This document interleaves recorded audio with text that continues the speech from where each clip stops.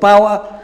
And finally, we will need also to be able to move forward, have enough resources to do modern infrastructure, roads, railway, seaports, and also airports.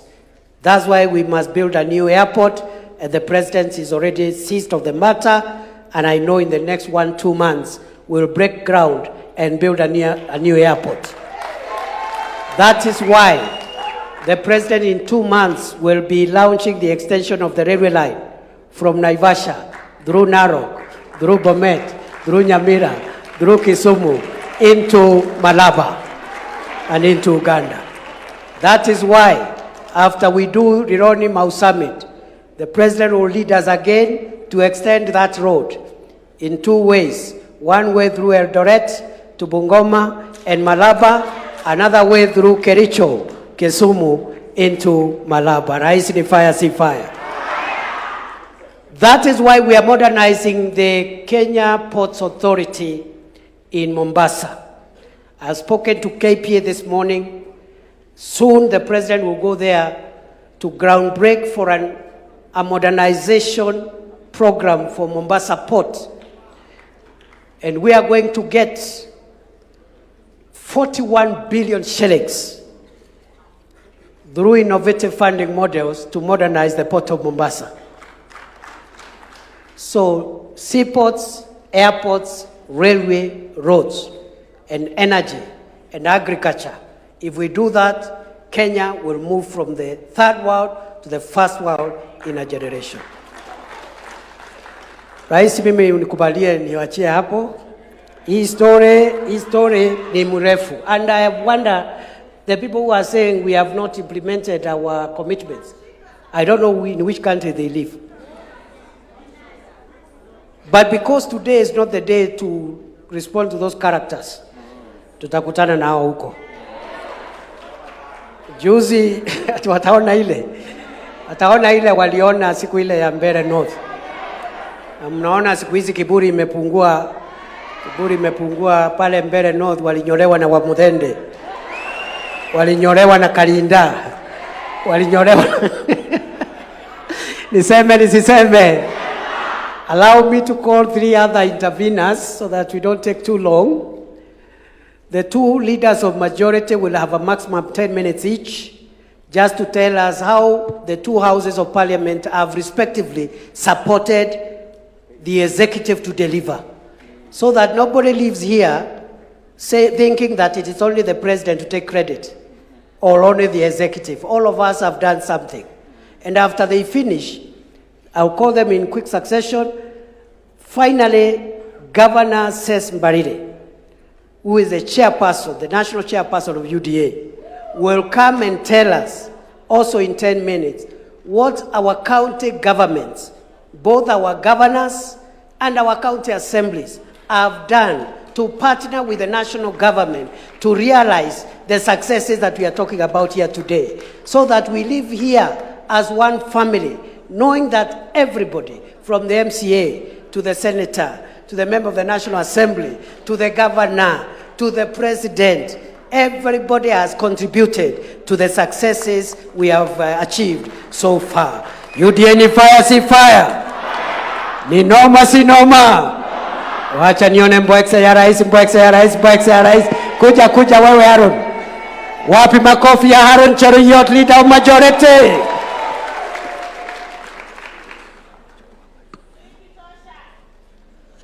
Thank you. DP ni noma, si noma.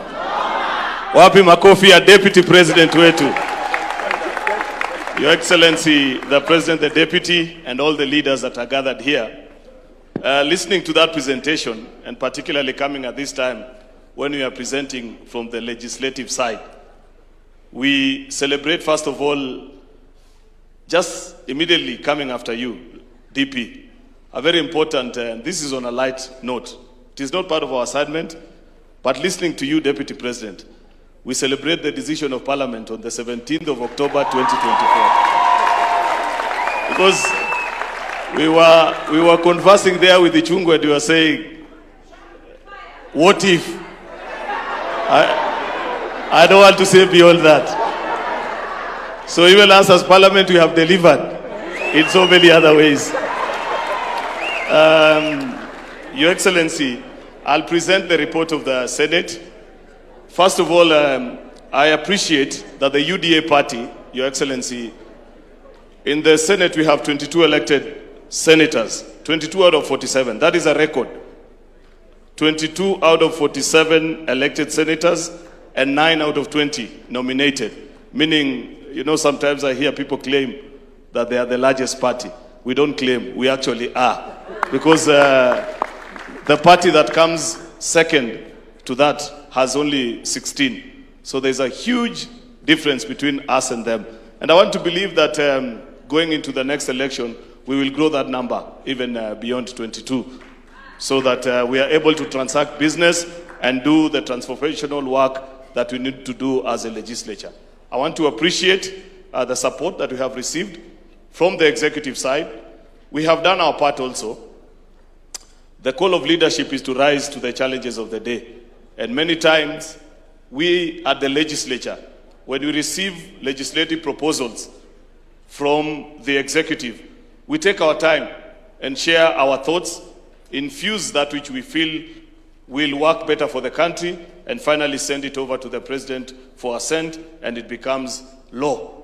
And many times we do that fully aware that we went to the campaigns together, you led us as a team, and there are promises that we made to the people of Kenya, which we in Parliament work hard to ensure that we implement. You know, Parliament as an institution, I was trying to imagine, there is no other institution that gets as much flack and battered from the cynics that are in plenty in this country, that we sometimes just sing to the tune of the executive, we do things that are not progressive, and it is possible for somebody who doesn't follow through to understand and see how our work as parliamentarian knits together with the work of the executive to achieve the common vision that we are trying to attain together as a team. I stand here to report to the council today that as Parliament, we have done our bit as well. I think through each of the items that the DP has spoken to, and I see all the work that the various members of the committees that are here did, moving around the country in public participation, arguing in our committee halls, finally debating in the committee, in the chambers of the Parliament, before eventually concluding on the work to send it here for assent. I imagine, Your Excellency, how each of the work that we have done has transformed the lives of the people that voted for us to be members of Parliament. And I sleep proudly as leader of majority alongside my colleagues, knowing that though many other people may not appreciate, and sometimes people say not very nice things about us as members of Parliament, I know that we have been part and parcel of this team, and we have done things that have helped the Kenya Kwanza administration attain the record of the score that you're hearing this morning. The DP has spoken about the health, universal health coverage, and I must appreciate Parliament because we passed the 4 health laws: the digital health law, facility improvement fee fund, the primary health care, and the Social Health Authority Act. At that particular point, I want to appreciate, I know we have members of the County Assembly from Turkana County. We actually passed those 4 laws at the chamber of Turkana County Assembly while we were doing Senate Mashinani. And they have the signature of Turkana because Turkana is one of the counties that a lot of work needs to be done, Your Excellency. Yesterday, just yesterday, we were with the Deputy President in one of the most rural facilities in the county where I come from. And the chairperson of that health dispensary actually reported in the meeting that we were in that just last month, that facility had received from the Social Health Authority a compensation of 1.3 million Kenya shillings. Something that has never happened previously. So somebody may sit and wonder, so where does SHA sit alongside all these things? It is the ability to improve our health centers, right from the dispensary up to the level 6 facilities, through those laws that were carefully drafted and passed in Parliament, that we as parliamentarians sit here today and appreciate and say we made our contribution into making Kenya a great republic.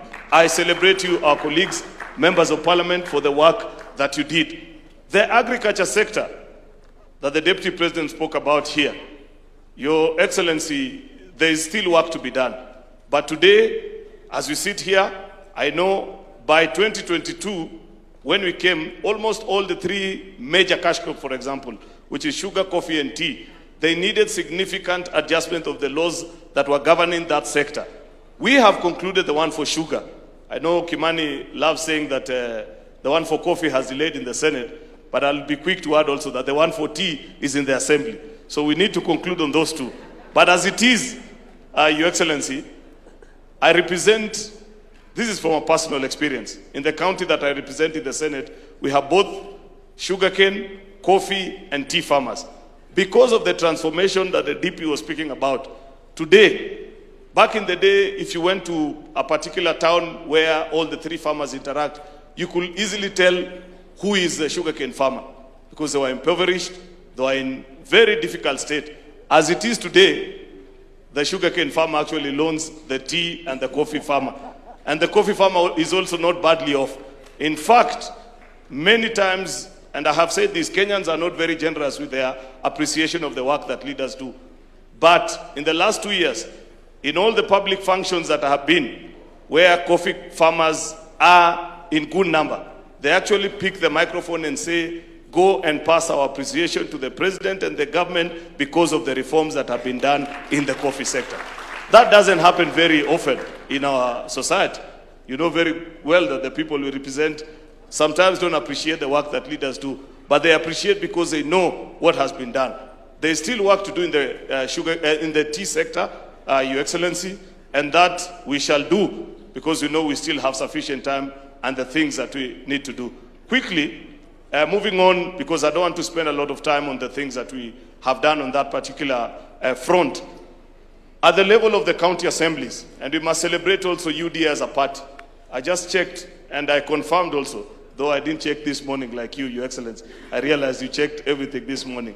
I know for a fact that UDA also has the largest control of 22 out of 47 county assemblies. We have majority leadership of 22 out of 47 county assemblies in this country.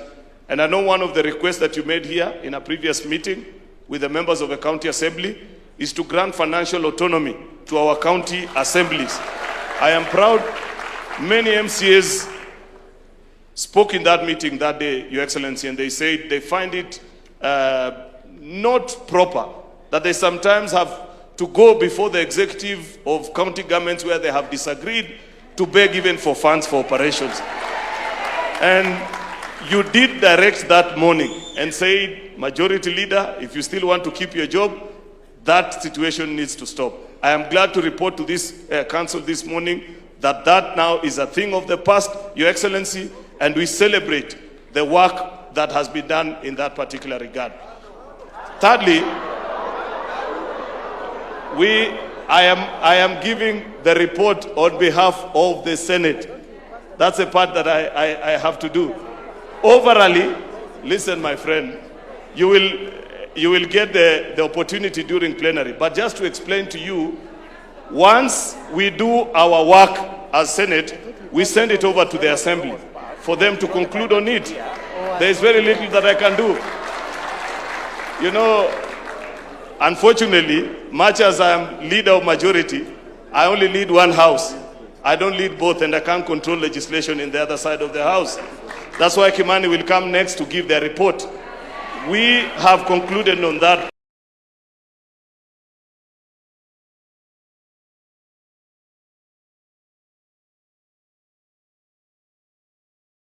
The pension that you receive is based on what you contributed during your time as a member of parliament. It is our proposal, and this is something, because eventually we will do an exit report of this session of leadership, that to stop this push and pull, because Treasury have been quite clear with us that they want to stop this business of pension by contribution of other Kenyans and moving it to 100% contributory, just like it is for parliament. It is a policy position which we need to take, and once it's adopted, we will agree so that at the beginning of a term of a legislative arm, either Parliament or the County Assembly, or even for governors, because Governor Waiguru also keeps on pressing us about this because of their colleague governors, that once this decision is made that we go contributory 100%, that will be the direction, and we will implement that needs to be done. The final thing that I want to say on that particular regard is that we have, Your Excellency, challenges of party leadership in our legislative units, the County Assembly. And I remember at one time, you did direct that we need to make a decision.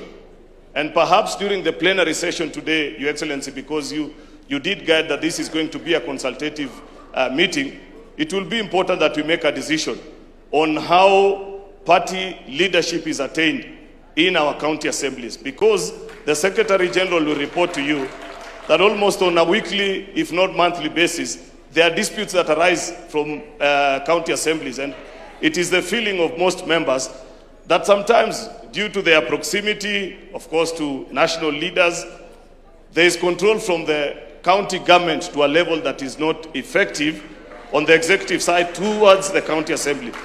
That once that decision is made, the political party's amendment that is before Parliament right now, we will put it in law drafted, because as it is today, the parties unilaterally make a decision. But we need to draft it in law so that we make a final decision on how leadership of majority leader, whip, and their deputies is attained at the county assembly, so that we no longer see this business of people coming to vote at the party headquarters. I know it's not an easy decision, but it will be interesting to hear from the members that are here on that particular matter can be resolved. I think, Your Excellency, I have done my 10 minutes. I had two other things that I wanted to say, but I feel I need to respect the fact that you guided us on time. The final thing, I know this is not very easy, Your Excellency, but I have said, I don't know which language to use, that there will be a plenary session. The things that I forget, please raise them during the plenary session. And if you see me avoiding, it's because I don't want to delve into that particular topic, but you have the liberty because this is a council. I want to speak on the issue of shareable revenue.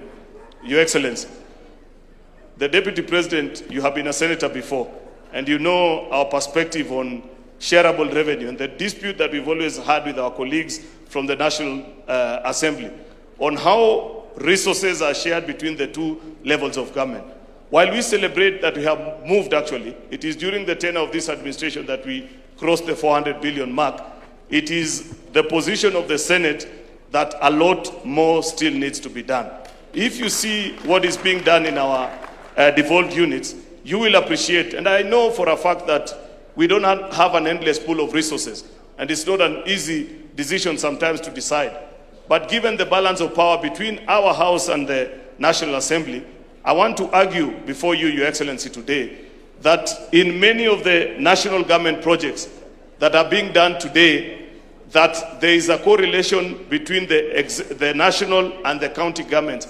After perfecting of the model, it is possible to transfer some of those functions to counties, because our devolved units equally deserve the opportunity to grow and become stable units of administration the way it was decided in our county government. And while I say that, I'm speaking about markets, I'm speaking about some of the housing and some of the rural roads, Your Excellency. I know it's a controversial topic, but that is our position as the Senate. With those many remarks, I beg to submit. God bless you all. Thank you very much. A round of applause for Leader of Majority Makofi. Wacha sasa tumuulize Leader of Majority Kimani Ichung'wah, National Assembly. Aseme jambo ni fire si fire. UDA ni fire si fire. Asante, Your Excellency, the President, Deputy President, our Prime Cabinet Secretary na viongozi wote, hamjamboni. Mine also I have 10 minutes, and Your Excellency, I will not repeat or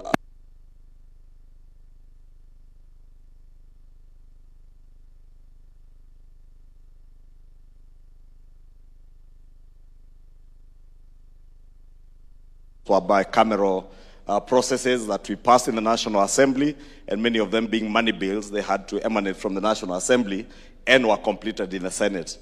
But Your Excellency, you remember back in 2022, as you told us at the beginning of this session, you did indicate to us that our manifesto, in fact you said, sio gazeti, la kusoma na kufunga nyama.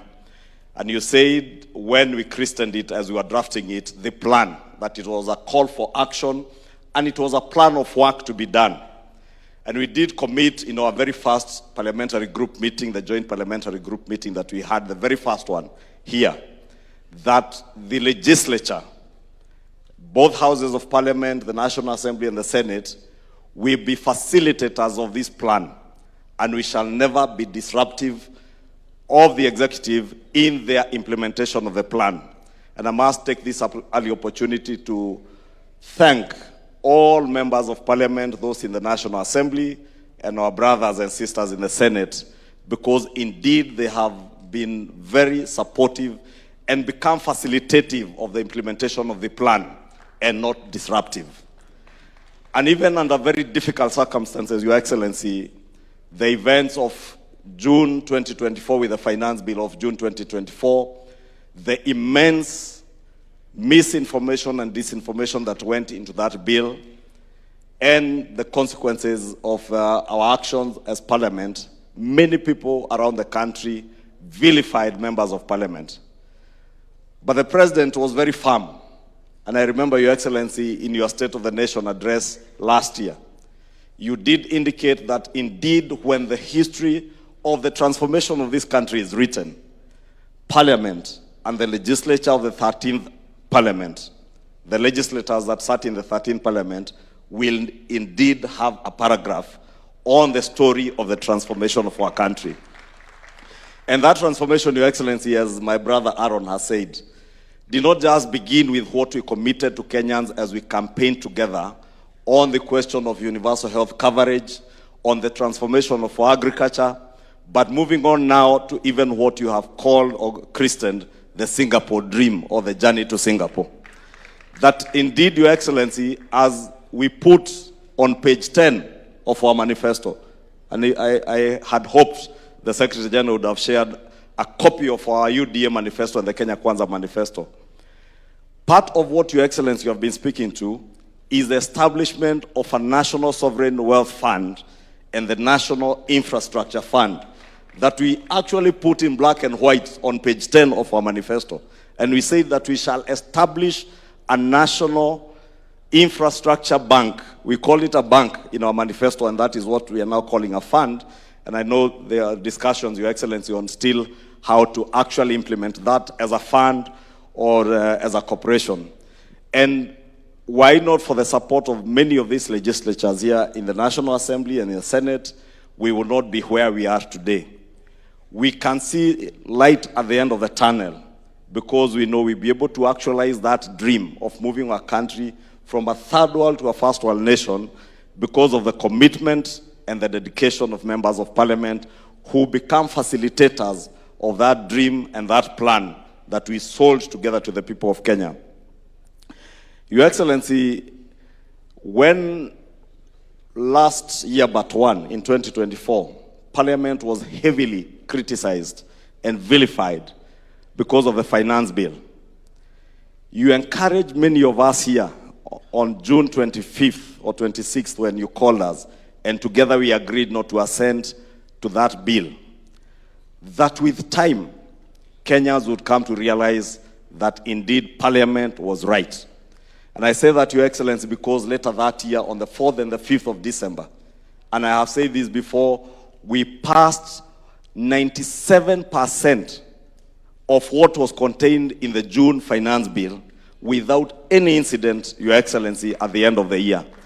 It is through the passage of those bills, the Business Laws 1 and Business Laws 2, the Tax Amendment Act of 2024 and the Tax Procedures Amendment Act of 2024, that we have been able to realize the immense movement of infrastructure projects, especially around the roads projects.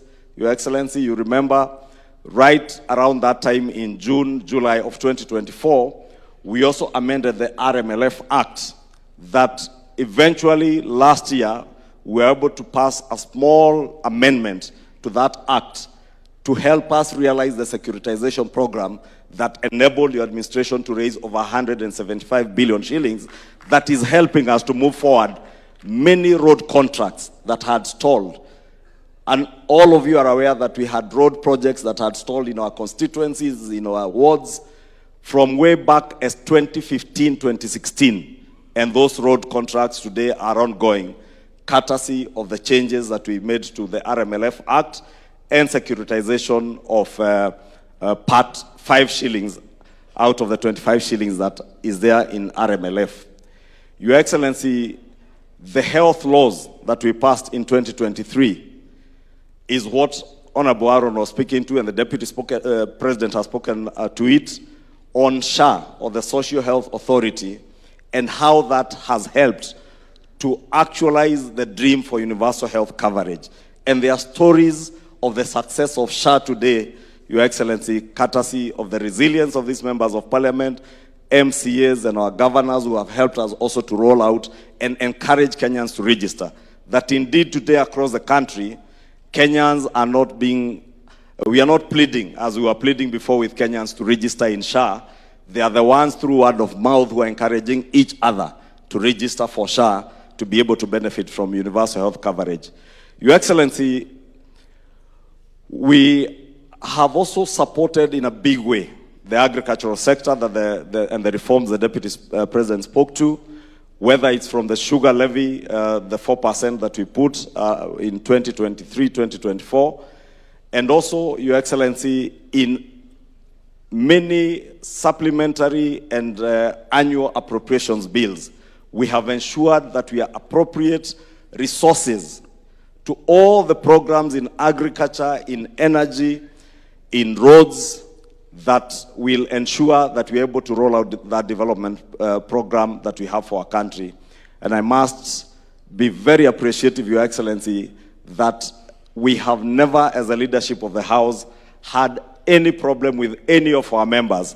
And indeed, we have seen the support of many members of parliament, even being able to speak to those who do not subscribe to our manifesto, to convince them in the passage of the appropriations bills that we do, the finance bills that we have been doing every year, because without the appropriation bills that we pass in the National Assembly, the supplementary appropriations that come to supplement what would otherwise not have been provided in the main appropriations bill, that is what actually rolls out the programs that we are speaking about here today. And we indeed feel part and parcel of the successes of this administration, because, as Aaron has said, we campaign together and we are one team. Your Excellency, I did allude to the infrastructure fund. And I know many of the laws that we have passed have come in to feed this plan that we are speaking about here today. But the most critical that is ahead of us now is the establishment of that National Sovereign Wealth Fund and the National Infrastructure Fund. And Your Excellency, when last year in the State of the Nation address you spoke to Kenyans and spoke of the dream to raise money through privatization of our state-owned enterprises, many people took it as a story, and indeed many pundits in the media said that this is a new narrative, is a new narrative to Singapore. But today, Your Excellency, with the opening of the IPO of Kenya Pipeline and the ongoing process in the privatization of Safaricom, we can actually see it now becoming a reality. That, as you have said before, in the course of this year, we will have raised the first 1 trillion shillings, the first 3 trillion actually, because we will be raising the first 1 trillion shillings in the next month or so. And Your Excellency, we would not be able to realize this had we not passed into law. And I must thank members of parliament who helped us to repeal and reenact the Privatization Act that established that legal framework that now is enabling the privatization of state-owned enterprises. Again, Your Excellency, through the enactment of the Government-Owned Enterprises Act, which was entered into law at the beginning of December, we will now be able to run our state-owned enterprises or our parastatals in a more efficient way, and in a way that we even put aside now political patronage as we move to a first world nation, because in first world nations, state corporations are not run politically, but are run by boards that are appointed on merit and on the basis of what they can add to the value in those organizations. And Your Excellency, we look forward to the operationalization of these Government-Owned Enterprises Act that will, in a significant way, transform how we manage state-owned enterprises and how they deliver on social obligations or public social obligations to the people of Kenya that have elected all of us. Finally, Your Excellency, on the National Infrastructure Fund, I know it has been lost to many people. How do we raise 1 trillion shillings? And Your Excellency, is good because I'm a student of economics and an accountant. To just take 2 seconds to explain. For instance, the Deputy President spoke to the construction of a new airport. That new airport will probably cost, I don't know how much, maybe about 200 billion shillings. If we were to raise taxes or revenue to finance that project, 200 billion shillings from our taxes, it would mean we go back and increase taxes to Kenyans. And we did commit that we shall no longer continue raising taxes from Kenyans. Equally, the President has told us that he took over an administration that inherited heavy debts, public debt. And we also committed, as we campaigned together, that we shall not burden our country with more debt, more public debt. 200 billion shillings to build an airport, would have to go and borrow or raise taxes. But with the sale of the 65% that we are selling of Kenya Pipeline, if you raise 100 billion shillings, it is good to appreciate that even the people you see in the private sector come to invest in very heavy infrastructural projects that require a lot of capital. Many of them do not own the capital that they use to develop those projects. Indeed, what they do is to leverage on the capital they have to be able to raise more money from the financial markets. And that is what this administration intends to do through the National Infrastructure Fund or Corporation, or whatever we will call it, to be able to raise money that you will leverage on to lift those very capital-intensive infrastructure projects like the airport, a new airport. That if you need 200 billion shillings to build a new airport at JKIA, many private sector people will probably just need to raise 25% of that. 25% of 200 billion is 50 billion shillings. Out of the 50 billion shillings, if we invest from the National Infrastructure Fund 25 billion shillings or 26 billion, we will own 50% of the project through equity. Then the project, not the government of Kenya now, but the project that is commercially viable, which can repay itself and generate more revenue and more income to the government of Kenya and be able to repay its own debt. The project then will go and borrow the 75% to be able to finance up to 200 billion after only making an investment of 25 billion shillings. That 25 billion shillings is what we are now raising through the sale of KPC, Safaricom, and many of the other state corporations. And Your Excellency, I just took liberty to explain that because I know we are many here, and it's a good opportunity to educate each other so that we understand. Because you hear a lot of negativity from the naysayers. and what Your Excellency you called the other day masters of political deceit and intellectual conmanship. And they are there, and there are very many. And many who do not understand where we are going and how we are doing it. And therefore, I want to take this opportunity to call on all of us to educate others, because part of the objectives of this NGC is also to educate each other, so that from here we will get many ambassadors who will take this message home to the villages, to our wards, to our constituencies, and to the people who vote for us and who voted for this administration. Finally, Your Excellency, I know there's an issue that has been raised on bicameral bills that are pending. I do know the one for the financial autonomy for the county assembly, because we have members of our county assemblies here. Let me confirm to this assembly that that bill came from the Senate, we passed it in the National Assembly, and the President assented it into law. It is now an act of parliament. The only small issue that was pending, or that is still pending, is that we did this in the middle of a financial year.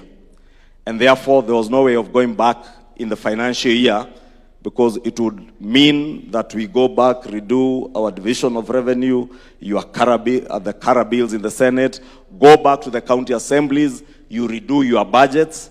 And therefore, I am hopeful that beginning this financial year of 2026-2027, that begins in June, county assemblies will have the financial autonomy that they sought.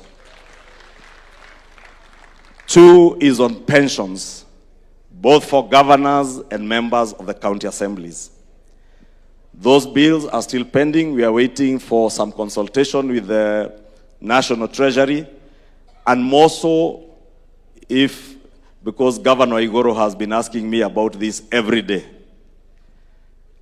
on the impact of that pension bill on the division of revenue, the shareable revenue, whether it will come from the national government or from the share of the county assemblies. We are still consulting with the National Treasury to be able to guide us on that, and the same for the county assemblies, so that eventually we will have county assemblies and governors who also have a pension scheme that is contributory and that will help them post-retirement.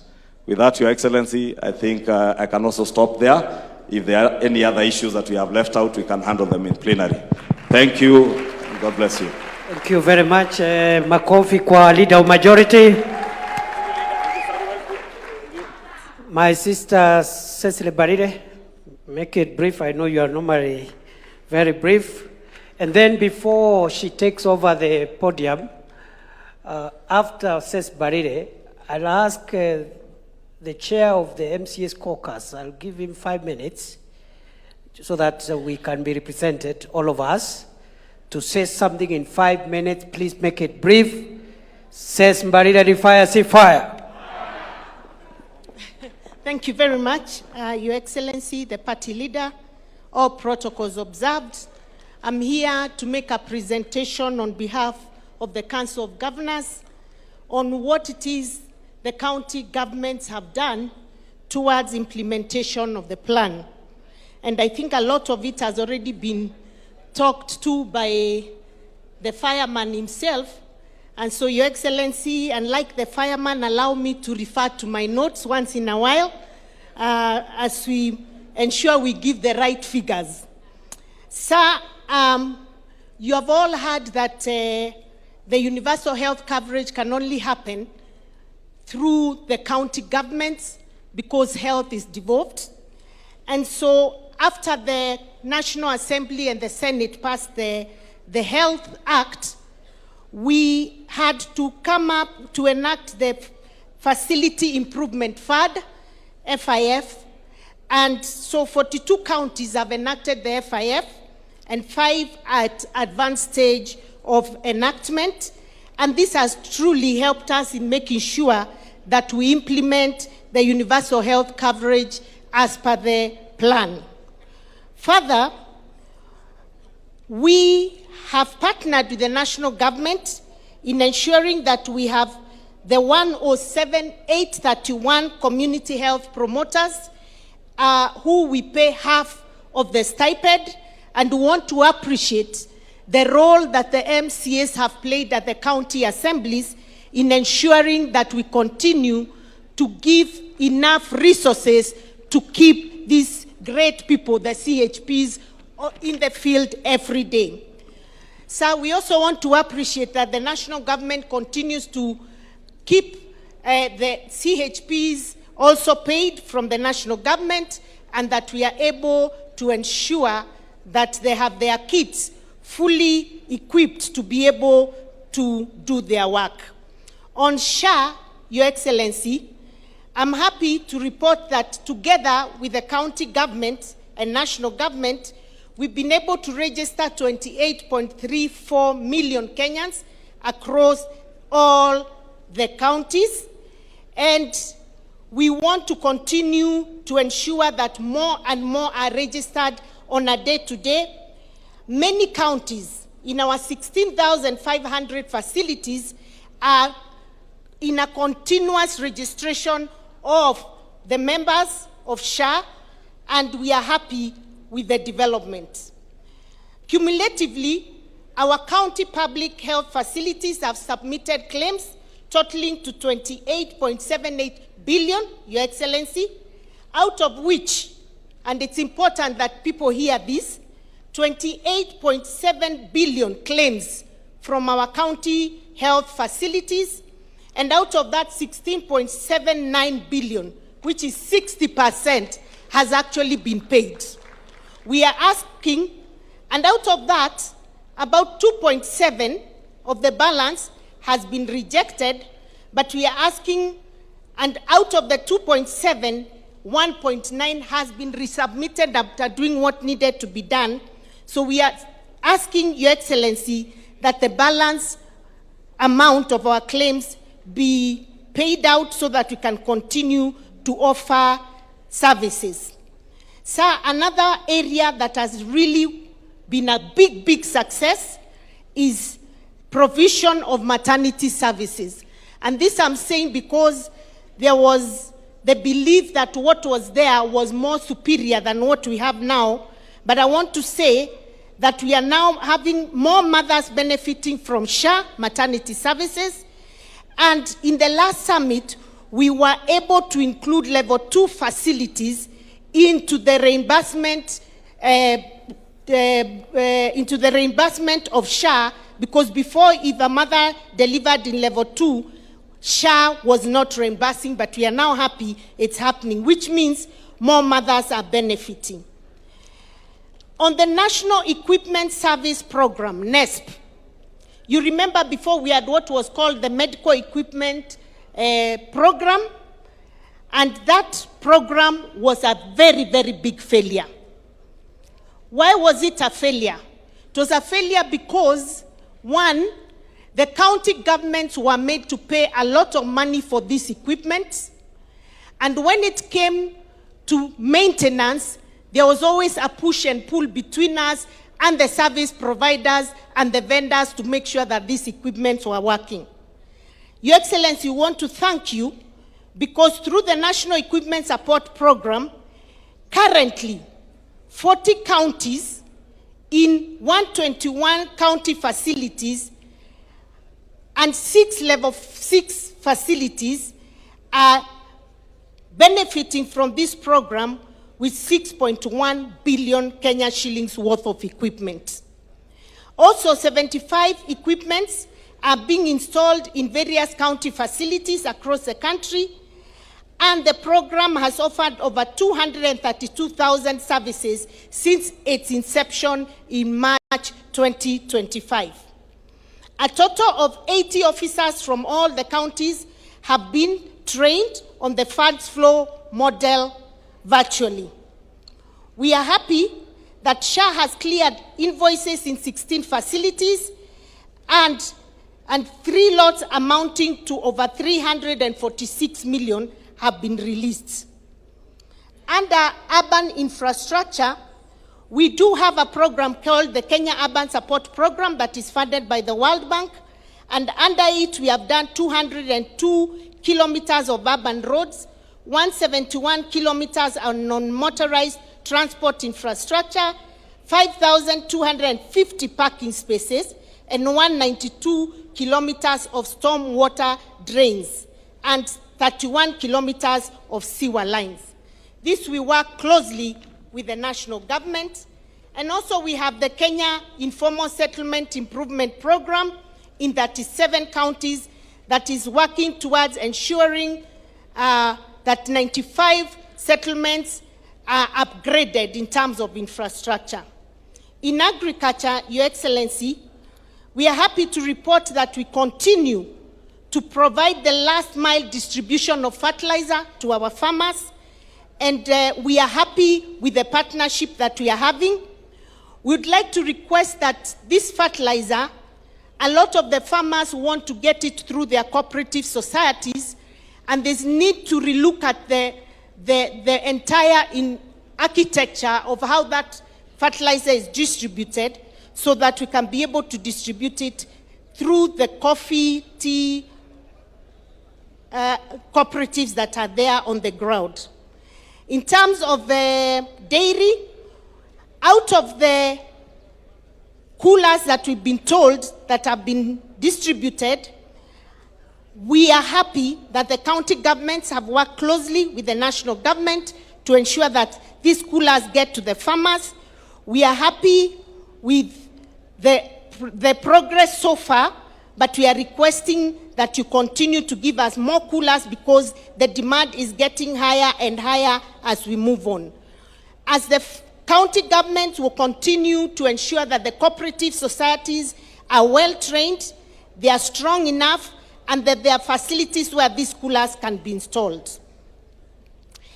As was said by the Deputy President, a lot of our farmers are now digitally able to get information, advisories, and be registered so that they can be able to get the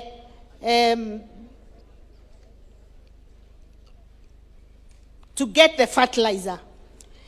We have about 1,925 agripreneurs recruited with zone mapping and business accelerator onboarding completed. These agripreneurs are really helping with extension services. About 28 officers have also been trained in livestock management, 60 county staff sensitized on sustainable feeds, 39 vet doctors, directors sensitized, and over 160,000 animals vaccinated under the e-voucher program.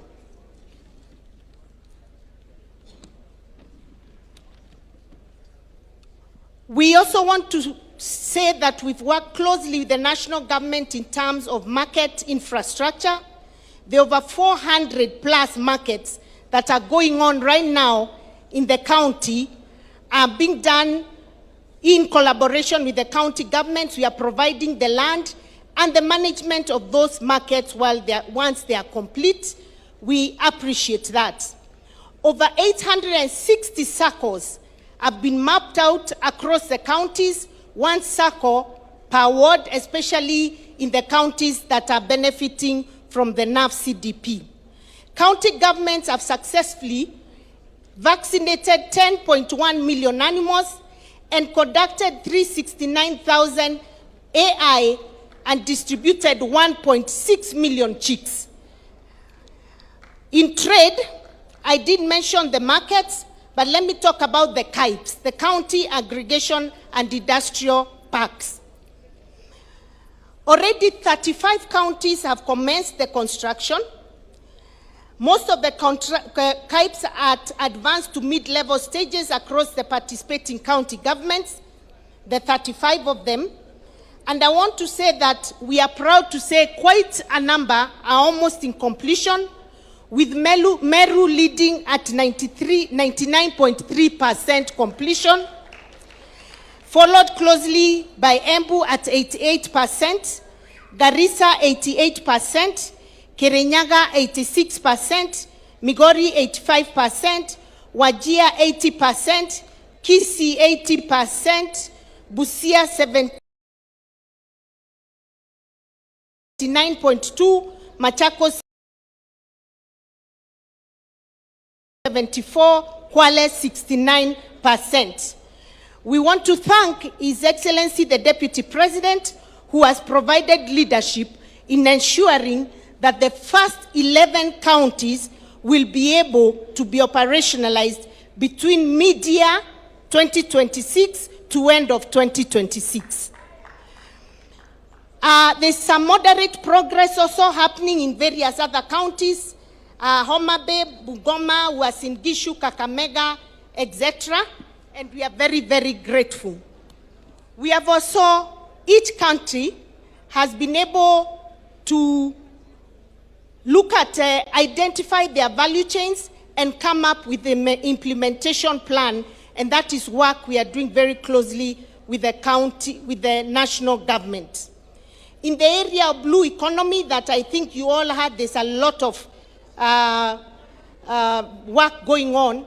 Counties have distributed about 760,000 kilograms of fish feed to farmers and constructed 12 new fish markets across 10 counties. Additionally, 22 beach management units registered as cooperative societies that have been established, especially in the 7 coastal region counties. On education, Your Excellency, we have enrolled in pre-primary education levels 1 and 2, and we have been able to increase our numbers from 2.9 million compared to 2.8 million in the previous year. And we have, for the first time, developed scheme of service for our pre-primary education teachers. We have also employed 79,864 teachers across the different counties. Our main concern though, sir, and I think we mentioned it at the summit, is counties have bursaries but are unable to disburse the same because of the challenge we are having with the controller of budget.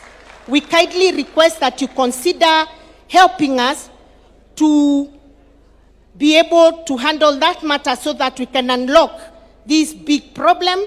For now, we are completely unable to give the bursaries. As I come to the end, I want to request, we are happy, Your Excellency, that the two National Assembly and the Senate did pass the law that allowed for the independence of our county assemblies.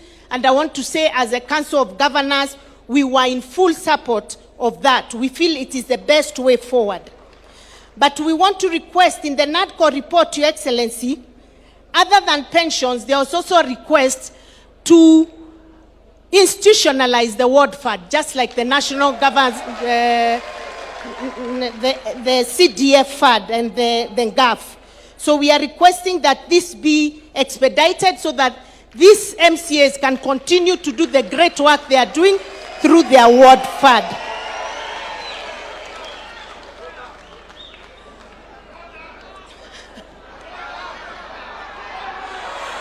Your Excellency, they are saying if you do this, you'll have your 2 and even 4 term, if it's possible. Thank you very much. It's a very, very weighty issue, and we fully support it. Your Excellency, as I add, I want to say this, and here now allow me to just say one word as the chair of the UDA party. You'll all agree with me. You'll all agree with me that the amount of work that has been done by this government is more than any of us even used to imagine had happened. And so this National Governing Council gives us an opportunity to live here knowing what has happened and to get the right messaging when we go to our villages, to our counties, to our wards and our constituencies. Your Excellency, I wish to tell you this, sir. I can see Dennis Itumbe is talking. I want to tell something to our party leader. Sir, we believed in you when we made you president in 2022. And today, more than any other time, we believe in you more. And I want to take this opportunity to congratulate you for the great work you have done. You are full of energy. You're a man who works tirelessly for this nation. And for us as a team, we want to confirm to you that we support you 100%. In the midst of all the noise that has happened, especially in the last 2 years, we can see the amount of work you've done. We can see your vision is finally coming to fruition. The story of Singapore is no longer a dream. It is going to be a reality in this country called Kenya. And so as you continue, may we congratulate him because he's the most courageous leader I have seen in my entire political career.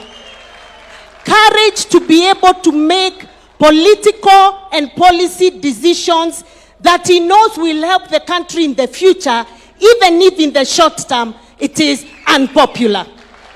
Shah was the most unpopular. Isn't that the truth? But today, just talk to all of us here. We have less harambes to go to. And even when we are called to these harambes, we have less money to contribute because Shah is working. So I want us to all confirm to our president that going forward, we will do what we must do to make sure we get our second term. And that, Your Excellency, when you're coming on the ground, even the PSs, the CSs, if they are coming to a particular county, a particular constituency, a particular ward, and you have members who support the government in those places, please let us know, because we want to be there to scream loud the work you're doing for us. And finally, let me appreciate your Deputy President. The fireman himself. First of all, I keep telling you that fire and Norma and Bwekse gave us fresh impetus. And we want to thank you because we've seen you crisscross the entire country, talking about government programs and projects without fear and with clarity. And today we have confirmed as you stood here that, Your Excellency, this was the best decision you ever made. And so we will continue to support you, Your Excellency, the Deputy President. And please continue to ensure there's fire across the entire country. Continue to give the President the much needed support that he had lacked for 2 years. And Your Excellency, Paul, for what happened for 2 years, we didn't know you are suffering in silence until this guy came. So we are happy that you are making it. And you're doing a great job, Mr. Fireman. Kindiki ni fire, see fire. You have the support of the entire leadership of UDA and the affiliate parties. Thank you very much. May God bless you. Long live William Samoei. Asante.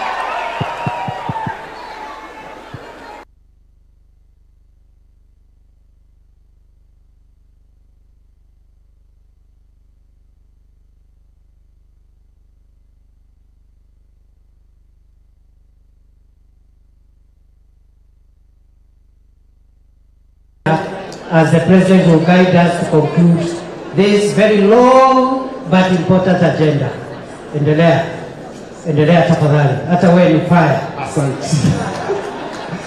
Thank you very much, Your Excellency. Your Excellency, the President and our party leader, William Samoei Ruto, Your Excellency, the Deputy President, Prime Cabinet Secretary, our top party leadership, colleague members, Excellencies, the governors and deputy governors, members of parliament.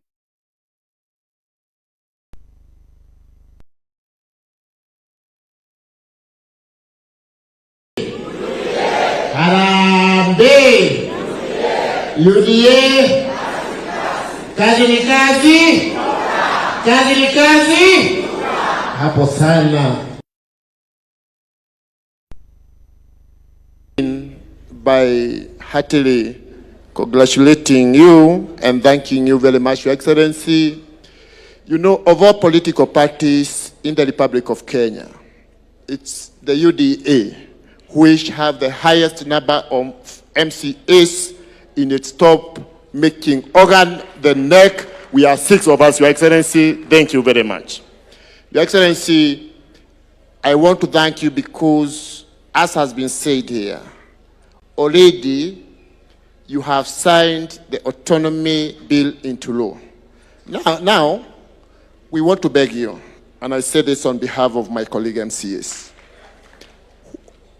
We don't want, when our party leader, when the Commander-in-Chief of the Defense Forces of the Republic of Kenya, when he has signed something into law, implementation remains the key word, and it should be implemented as fast as possible.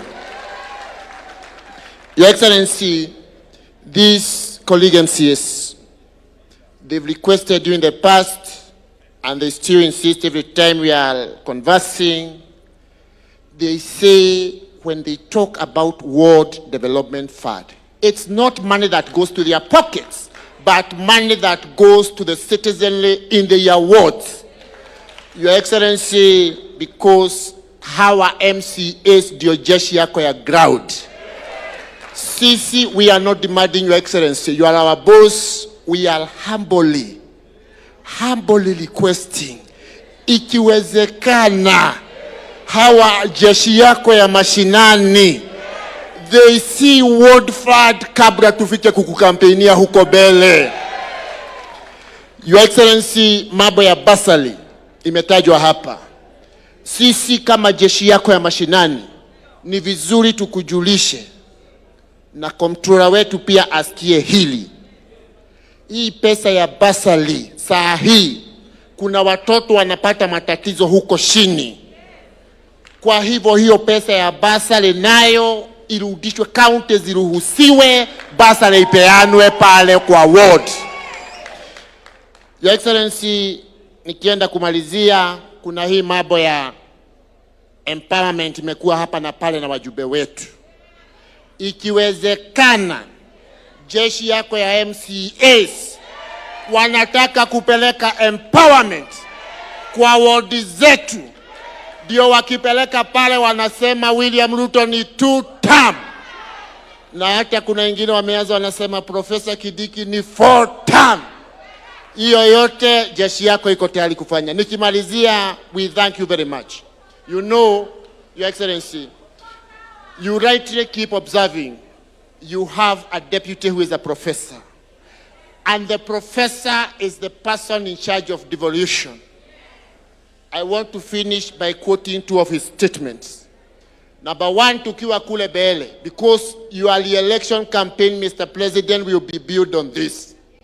Your deputy, Judy alikuwa anatuongoza, akasema, nenda kumwiratiriri, tugathura wa muthende, wa muthende, wa muthende.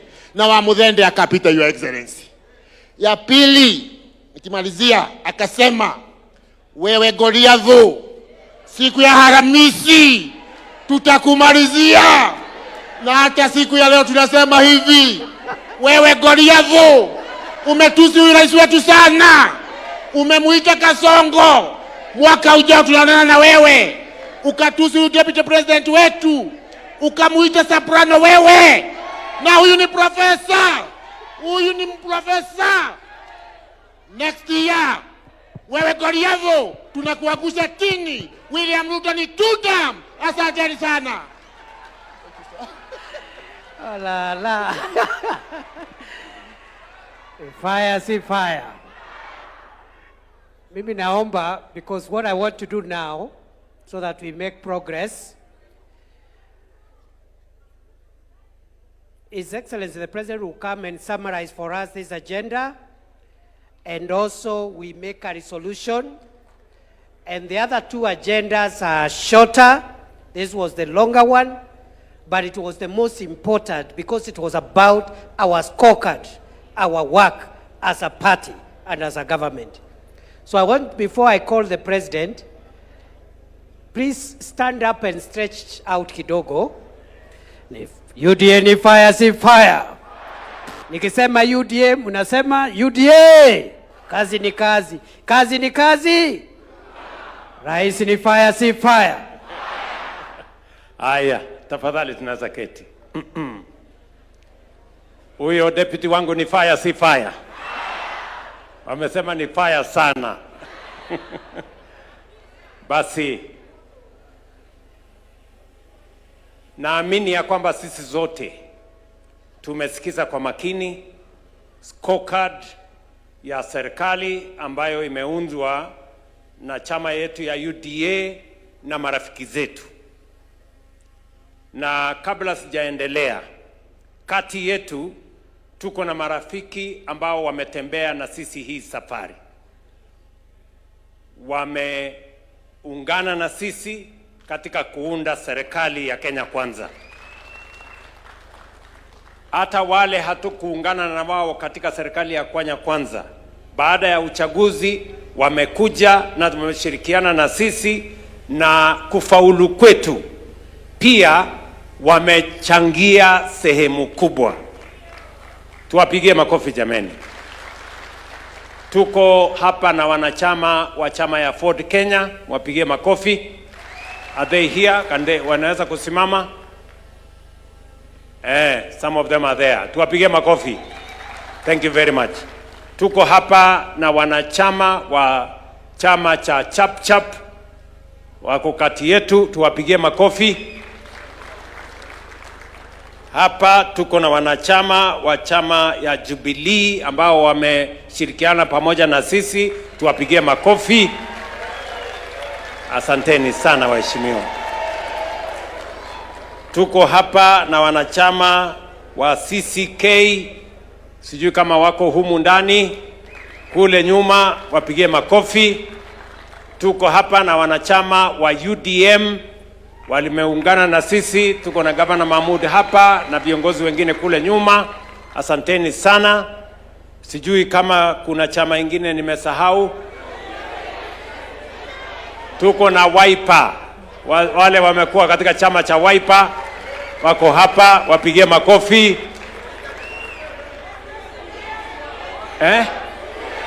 Ile ya tujibebe, wale wa tujibebe wako hapa, wapigie makofi. Tuko na chama ingine, chama Kenya United Party ya Lonyengapuo wameungana na sisi. Tuko na chama ilikuwa ya Isaac Ruto, chama ya CCM, pigeni makofi, wako hapa. Asanteni sana. Tuko na ODM, tutasema maneno ya ODM baadaye. Tuko na chama ya KANU, na watu wa KANU wako hapa. Wapi watu ya KANU wasimame? Chama yetu ya zamani, karibu sana, asanteni sana. Tuko na chama ya DP, yuko hapa Bwana Mondigi, asante sana. Na tuko na watu walichaguliwa kwa independent, wasimame. Hawa wote, lakini sasa hawa wote ni jeshi yetu. Na tunasema asanteni sana kwa kuungana na sisi. Sisi tunasema karibuni, tutatembea pamoja na nyinyi kuunganisha Kenya na kuunganisha Wakenya wote. Mimi nataka nichukue nafasi hii in a very special way kurecognize ndugu yetu Musalia Mudavadi na chama ya ANC. Former members of ANC wasimame tuone jameni. Hawa sasa wanachama walikuwa wa ANC, sasa ni wanachama wa UDA. Tuwapigie makofi. Asanteni sana. Na mwisho kabisa, mimi nataka tukubaliane hapa ya kwamba tumesikia kwa kirefu implementation, vile tumetekeleza manifesto ya Kenya Kwanza. Si ni kweli? Tumesikia kutoka kwa profesa. Huyu profesa hata kwa maoni yenu anaelewa hiyo kazi ama haelewi? Si ametueleza vizuri vile tumesonga mbele na manifesto ya chama na vile tumetekeleza. Unajua Kenya hii kuna watu wa porojo mingi, propaganda mingi, kule kwa social media imejaa fitina, hakuna kazi imefanyika, wale walituambia uongo. Lakini tunasimama hapa leo ili wale wanasema ya kwamba tuliwaambia Wakenya uongo waaibike. Leo tunasimama hapa, scorecard yetu inaonyesha wazi ya kwamba yale makubaliano tulikubaliana na Wakenya, manifesto Wakenya milioni 7.2 walipigia kura, imetekelezwa almost 80%. Maneno ya uchumi ni vile profesa ametueleza. Uchumi ya Kenya sasa iko imara. Maneno ya kilimo, tumesukuma kilimo sasa inaeleweka wazi. Hata tukizungumza hapa leo, tayari tuko na magunia milioni 8 ya mbolea ya msimu wa long range ambayo tayari almost 3 million bags iko katika stores zetu. Wakulima wanaweza kuanza kupanda from now mpaka April. Last year tulitumia magunia 10.1 million bags of fertilizer last year. This year we are estimating 12.5 million bags of fertilizer, and already 3 million bags are in our stores. Another 3 million bags are already in Mombasa on its way to the stores, and we plan to use 8 million bags in the long range between now and April, May this year. So our commitment to making sure that we transform Kenya is solid, and it is on a solid foundation. Vile profesa ametueleza mambo ya ufugaji, hata ile sex cement ilikuwa shilingi 8,000. Today sex cement for our dairy is 1,400 shillings from 8,000, and that is why Kenya has moved from producing 4.6 billion liters of milk to 5.2 billion liters of milk today. Kenya is now the largest milk producer in Africa. And that is a fact. And it is because of the interventions we have done in that sector. And we can say everything else on education. We have transformed education in a very fundamental way. We have sorted out the problems that we have with CBC. We have sorted out the teacher shortage. We have sorted out the infrastructure shortage. 21 universities have been declared insolvent. Today, because of the new funding model, our university education, our TVET education is on sound footing. Ask any vice chancellor, ask any principal over TVET institution. That transformation is going on. When we go to all the other fields that have been explained to us, we can confidently say that we have been faithful to the implementation of the agenda upon which the people of Kenya had voted for this administration. And we are ready to face our competitors with our scorecard and ask them what they can do better than what we have done. That is the competition we want to have with our competitors. We do not want to compete on the basis of insults. We do not want to compete on the basis of all the other things that they are engaged in. We want to compete on the basis of transformation of our nation. Who has better ideas, who have a better scorecard, and who have a better plan for the future of the nation. And that is why, as I stand here, I want to encourage you, as leaders of UDA, part of the problem we have had is that we have had too much negativity. The reason why Professor has taken time, together with Seth and Kimani and Aaron, have taken time to explain to us. And the reason why you have a pamphlet, kila mtu wako na pamphlet hapa saizi, on the scorecard of the party. so that you can stand on any forum and explain to the people of Kenya where we were, where we are, and where we are going. Si kila mtu sasa hako na manifesto, hako na scorecard ya chama. Because we do not want to come to any constituency or any ward and we are struggling to tell the people what this administration has done. You allow people with propaganda na watu tu wa fitina waeleze wananchi hakuna kazi imefanyika. Today as I talk to you, the roads that had stalled, nyinyi mnajua, when we came into office, most contractors had left sites. Majority of the contractors had left sites. Lakini leo, all the contractors are back. All of them. Kama kuna mahali maybe 5% ndio bado. Lakini 95% of the contractors are on site. They are working. And I want to confirm to you, we raised 175 billion. We are raising another 120 billion to make sure that all our contractors are on site until we complete the 6,000 kilometers of road that is going on in Kenya today. Hiyo program inaendelea.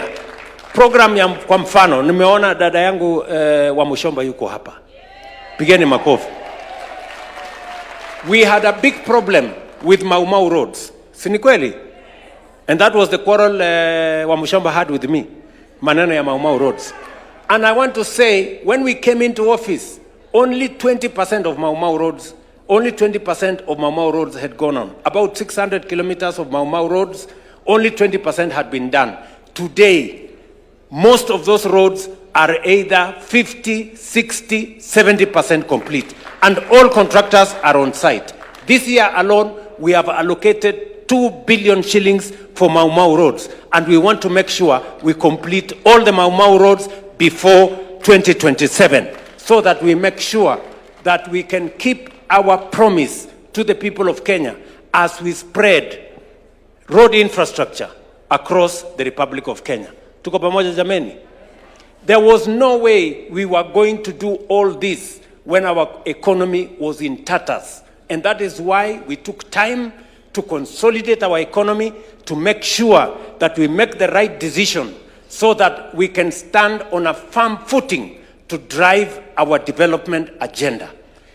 And let me complete by saying the following. Now that we have a great scorecard that we are undertaking, most of the programs have been rolled into place. We now have a plan for the future because we need continuity. And because we have a plan for the future, you have heard us say that we now have a clear plan on how we are going to move our country to the first world. And we also are not just talking about a plan. We also know how to finance that plan. Because the problem with Kenya is not the absence of plans, is not the public, is not even money. It is the knowledge to understand how to craft innovative mechanisms of implementing and executing a plan. And that is what we have developed. We have an innovative plan on how to build roads. We have an innovative plan on how to drive our agenda into the future. And that is why we have said three things. Number one, for Kenya to move to the first world, we must generate at least 10,000 megawatts of additional energy. Today, sikizeni ndugu zangu, today in Kenya, we have 3,300 megawatts of energy. 3,300 since independence. I went to Ethiopia this last year, about 3-4 months ago. We went to launch what is called the Gad Dam. In that dam, one dam, they are producing 5,400 megawatts. One dam. The whole of Kenya is 3,300. Munaona iko shida ama hakuna shida? Na ni shida hiyo ni kidogo ama ni kubwa? Shida hiyo ni kubwa sana. Sisi tunaelewana? And you know, we cannot drive our transformation if we do not have the energy to drive it. That is why we need to generate more energy. We cannot commit ourselves to industrialization if we do not generate energy. To generate that energy, we need between 10 and 12 billion dollars. That's about 1.5 trillion Kenya shillings. And do not worry, we will get the 1.5 trillion shillings. Tuko na njia ya kupata hiyo pesa. Do you understand what I'm saying? So that is the way we want to go. Let me give you an example. When I was invited to go to the United States by President Joe Biden, we signed an agreement between Kenya, Microsoft of America, and G42 of UAE to do data centers. Because that's the future. Technology is the future. And because we have green energy, America and UAE said Kenya is the right place so that we can use geothermal energy to drive our data centers. So tukaweka kidole ile kitu, tumefurahi sana. Mimi nimekuja hapa, nimetangaza maneno mzuri kabisa tu. Hii project ni ya karibu 1.2 billion dollars. Sasa kufanya assessment tukaambiwa data center moja inahitaji 1000 megawatts of energy. Kenya mzima iko 3000. Yani kuimplement hiyo data center moja, we have to shut down a third of the country. Sasa hiyo kitu ikakwama. Nyinyi mnanielewa? So going into the future, we cannot move Kenya forward unless we generate energy. And I want to tell you, we have enough energy. We have almost 10,000 megawatts in geothermal alone. We have 20,000 megawatts of energy in wind energy. We have enough reserves to generate sufficient energy to drive our industrialization, our manufacturing, and our technology progression. Tunaelewana? That is why we have said, as a country, in the next 5 to 7 years, we must generate 10,000 megawatts of energy, and we must have the resources to do it. Number two, we have also said, for us to move Kenya to the next level, we must stop living on the edge. It is a big shame that 60-something years after independence, we are still importing food into Kenya. For your information, we still import 500 billion of food into Kenya. Mahindi tuna import. Wheat we import. Rice we are importing. Edible oil we are importing. I don't know what we are importing. It's a big shame. And that is why we have said we need to transform our agriculture. The biggest potential we have today in agriculture is in our arid and semi-arid areas. That is the place where we have the most land. Galana Kulalu is an example.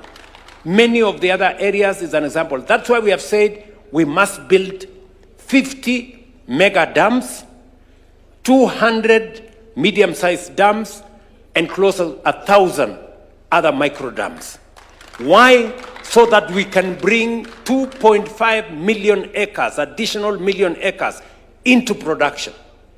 With 2.5 million acres under irrigation and modern infrastructure, we will not only stop importing food, because, and you know, if we stop importing food, we immediately, save 500 billion shillings we used to import food into Kenya. And number two, we can now export more into the world, into the region, and globally. That is why we are undertaking that we are going to do this, and we want to begin that process. We have dams that have been in our books forever. It is time to actualize those dams. And then number three, we have said we cannot develop Kenya without infrastructure. We must have roads. We must have a railway. We must have an airport. We must develop our seaports. And we have the mechanism to do it. That is why we have mapped out, as I talk to you, we are mapping out an extra 28,000 kilometers. We want to make sure that we connect Kenya. We are mapping out 2,500 kilometers of dual carriageway. And we are mapping out a new airport and the new airport, for your information, will begin before June this year, here in Nairobi. Tunaelewana? We want to modernize our seaports. The whole of that plan will require another 3 enablers, which I want to tell you. Number 1, education. We must fund education properly. And we must put more money in science, research, and technology. And that is why we are saying we are moving our budget to 2% of GDP for us to be able to have the highest quality of professional human capital that is going to support our journey into the first world. That is what other countries did. Number 2, we must secure our country. We must make sure that there is security in every part of the Republic of Kenya. That is why we are investing resources in securing the country. And we are going to work together with you. How are we going to finance this project? We have told you this project is going to cost 5 trillion Kenya shillings. Mnasikia? It's going to cost how much? 5 trillion. Na hiyo kitu hiyo ni pesa tutapata. Don't relax. Hii pesa iko. Yes. Wakati tulisema tutafanya affordable housing, si watu walitupiga makelele. Zakayo sijui nini. Leo contracts we have signed for affordable housing is 600 billion shillings of contracts in affordable housing in our markets and in our hostels. Kama ni pesa 600 billion tungeenda kukopa kwa IMF, tungekaa huko 10 years. Tukipiga magoti, simama, pinduka, enda pande hii. Lakini this is our own money. Nyinyi mnanielewa? So, this 5 trillion, watu wanasema hii ni wazimu. Well, inakaa kama wazimu. Lakini, we are going to deliver on it. How are we going to finance this 5 trillion? Tayari, for your information, tulikubaliana ya kwamba we are going to have alternative sources of revenue for us to finance our plan. We are going to bring in innovation. We are going to think outside the box for us to be able to finance our infrastructure. Number 1, we have grown our savings significantly, vile DP amesema. And we grew our savings intentionally. Why? Because every country that has developed, whether it is China, whether it is Singapore, whether it is Korea, they have grown their savings. There is no way you can grow if you consume everything that you earn. Let me give you a basic example. Sijiongei mambo makubwa. Basic example. Tanzania today has a bigger social security fund than Kenya. Yet, Tanzania's economy is 60% of Kenya. Why? Because they made the decision on savings earlier than us. In Tanzania, you save by law 10% of your salary, 5% government saves on your behalf. In Kenya, we changed the law. In 2013, myself and Uhuru Kenyatta, we decided, because we sat down and we said, we need to change the law so that we don't remain backward when other countries are moving forward. We changed the law in 2013, ilienda kotini, kelele, siasa nini. But when I came into office, I straightened that. Today, everybody of us is paying 6% of their salary. The government or your employer is paying 6% for you, which is your money. We will get rid of old age poverty. Wale watu wanamaliza kazi wanaenda wanakufa kwa sababu hawana pension. We have gotten rid of that problem. Number 2, we have built a big war chest for our development. Vile mulisikia, for 60 years, we had saved 312 billion shillings. For 60 years, pale NSSF. Kwa sababu tulikuwa tunasave shilingi 200 kila mwezi. When we changed the law, in 2 years, we have doubled what we saved in 60 years. Just in 2 years. Today at NSSF, we have 670 billion shillings. By next year, 2027, we will have 1 trillion shillings at NSSF. Tell me what's going to happen in 5 years, in 10 years, in 20 years. In 10 years, we will not be borrowing money from China or any other country for that matter. We will be using our own savings to drive our development. That is what transformation looks like, friends. Nyinyi mnanielewa? That's what transformation looks like. And just for your information, that is how other countries have moved forward. Today, because Tanzania has a bigger social security fund, nilialikwa ati niende hapa hill. Imagine Tanzania, a smaller economy. Wako na pesa mingi mpaka wanakuja kununua shamba hapa hill, wanajenga nyumba ya gorofa 29 floors hapa. Because they are investing, sisi tumelala. Bado tunalipa 200. Hiyo inaitwa ujinga. Ama you can call it any other name, but that's what it is. So lazima tuachane na hiyo ujinga, sisi tusonge mbele. Tunaelewana jameni? Let us make the right decisions for this nation. And when we make the right decisions, we will see how Kenya is going to change. That is why you people seated here, don't just imagine that you are sitting here. You are sitting here because history has given you the opportunity to sit here. And we must acquit ourselves. We must be the generation.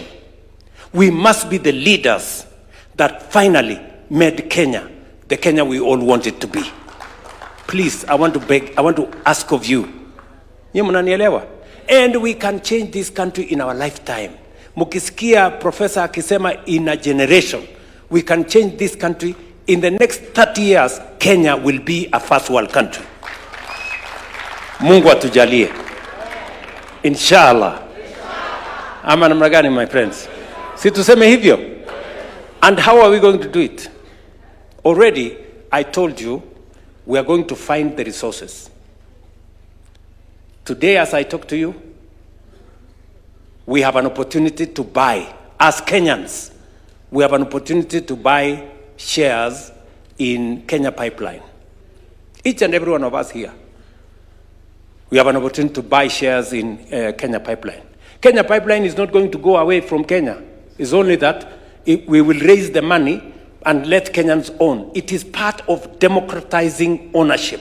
It is part of democratizing wealth of our nation, so that each and every Kenyan can have access to owning what we have built together as a nation. So today we are selling shares in Kenya Pipeline at the Nairobi Stock Exchange. And we are going to make sure that every Kenyan who has applied, first and foremost, gets their share before we move to anybody else. Many people I have heard have gone to Parliament to say, oh, you know, these shares of Kenya Pipeline have been overvalued. You know, hii share has been overvalued. Kwani mtu alikuwa anafikiri mali ya umma atakuja tu abebe hivi hivi? Hapana. Hii ni mali imejengwa over time, my friend. Hii ni mali imetengenezwa over time. So we have made sure that the people of Kenya get the best deal from their asset. Because it's not just us who are going to buy. There will be others who will buy. Sijui kama tunaelewana. So we have negotiated the best deal for the people of Kenya, so that that money is raised so that we can use it to develop our country. We will raise possibly 110 billion from that sale of Kenya Pipeline. And I have told the people of Kenya, in the past, corporations were privatized. The money was used to pay salaries and to pay debt. Let me say, for the avoidance of any doubt, the commitment I made to the people of Kenya, any money, proceeds of privatization from Kenya Pipeline, from Safaricom, or from any other entity will be used for only one purpose: to develop the infrastructure of Kenya. Not a single shilling is going to pay salary. Not a single shilling is going to pay debt. We are going to use that money to build additional wealth. We want, when we sell one piece of infrastructure, we develop 5 pieces of infrastructure, which can be sold later down the road. Nyie mnanielewa? Yes, that's what we are going to do. And with what we are going to do in the next 2 months, by God's grace, in the next 2 months, we are going to raise about 350 billion shillings from privatization at the capital markets. How much are we going to raise? 350 billion. Nanielewa? Na hiyo 350 billion is going to enable us to build infrastructure worth 4 trillion Kenya shillings. Akili. That's what we are going to apply. Nyie mnanielewa? Tuendelee ama tuendelee? Yes. Now, hatusemi next election, in the next 2 months, we begin that journey. We are not talking about the next election. We are talking about now going into the future, into the next generation. So, with that money, we can be able to do the roads, we can be able to do the dams, we can be able to generate energy. So, if we have 4 trillion shillings this year, ile project yetu ilikuwa, program yetu ilikuwa trillion ngapi? 5. So this year we will raise 4. Imebaki 1 trillion. Hiyo tutafanya ukarabati kidogo kidogo, next year tumalize, Kenya isonge. Tunaelewana jameni? And we are very confident. We are going to tell the people of Kenya how we are going to do it. We stabilized the economy when nobody believed in us. We stabilized agriculture when nobody believed in us. We sorted out education when people thought it was impossible. We have sorted out health when people thought it was difficult.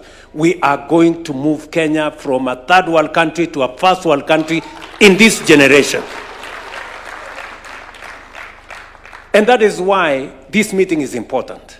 You people sitting here, you are the people who will make that history happen.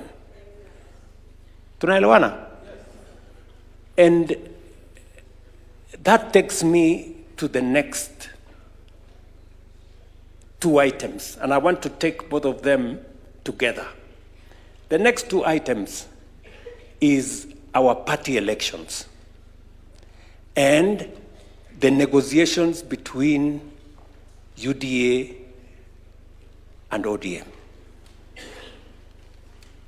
How are those 2 connected to what we are having a conversation about? Unanielewa? They are important. The party elections that we carried out, in some areas very successful, in some areas not very successful, in some areas we did not succeed to carry out the elections. But we have a brief from the National Election Board. Why is the party election important? And I want you to listen to me very carefully. The party elections are important because the party is a critical instrument. Any successful democracy has a robust political party and democratic framework. We have 2 ways of implementing our agenda. The countries that have succeeded, Either they have succeeded because they are a dictatorship, where once the leader says we are going here, you cannot say no and you cannot question. That is one way of moving the country forward. For us, we don't have that luxury. For us, we are a democratic country. And for a democratic country, the only instrument you have is a political party. Nyinyi mnanielewa? Because a political party goes beyond a community. It goes beyond a region. It goes beyond a religion, either one or the other. A political party unites people into one common vision and one common program. And that is why we are sitting here, from different parts of Kenya, from different religions, from different communities, but we are united by the fact that we believe in Kenya in a certain way. And that is why I want to encourage you. Successful countries that are democratic are built on the solid foundation of a political party. It is important for us. The political party is not the party leader. The political party is not the NEC or the NGZ. The political party is the grassroots. The polling station is where the political party is made or unmade. That polling station. So, I want to encourage you. If you go to any successful political party, its success is in the grassroots. We have positions of 580,000. Is that correct, NEB people? 540,000 positions for officials in the party.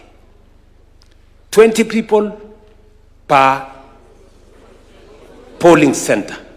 20 people per polling center.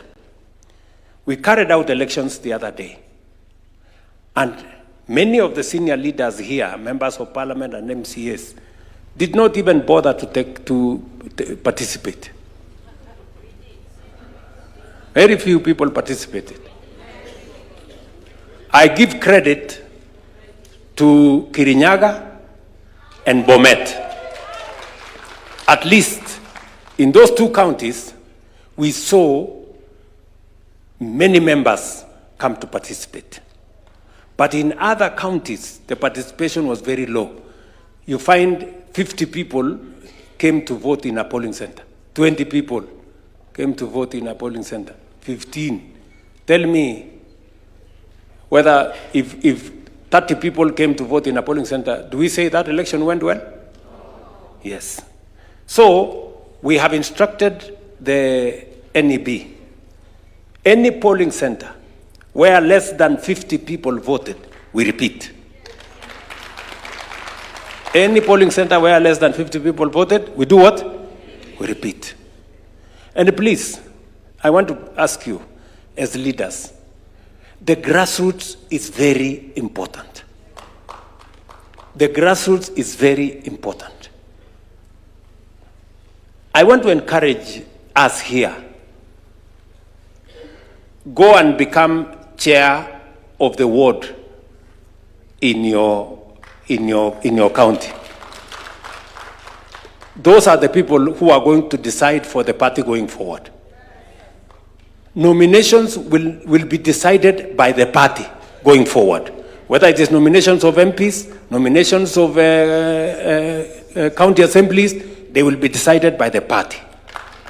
And the party must have legitimacy. The legitimacy of the party comes from the membership voting for the party officials. Mnanielewa? Yes. We are going to redo this exercise where we did not do well, so that the person at the polling station, let me tell you, my friends, I have been in this politics for a while. I was a member of KANU. The reason why KANU succeeded for many years is because people were elected. Watu walikuwa wanapiga mlolongo kwa polling center kuchagua officials wa chama.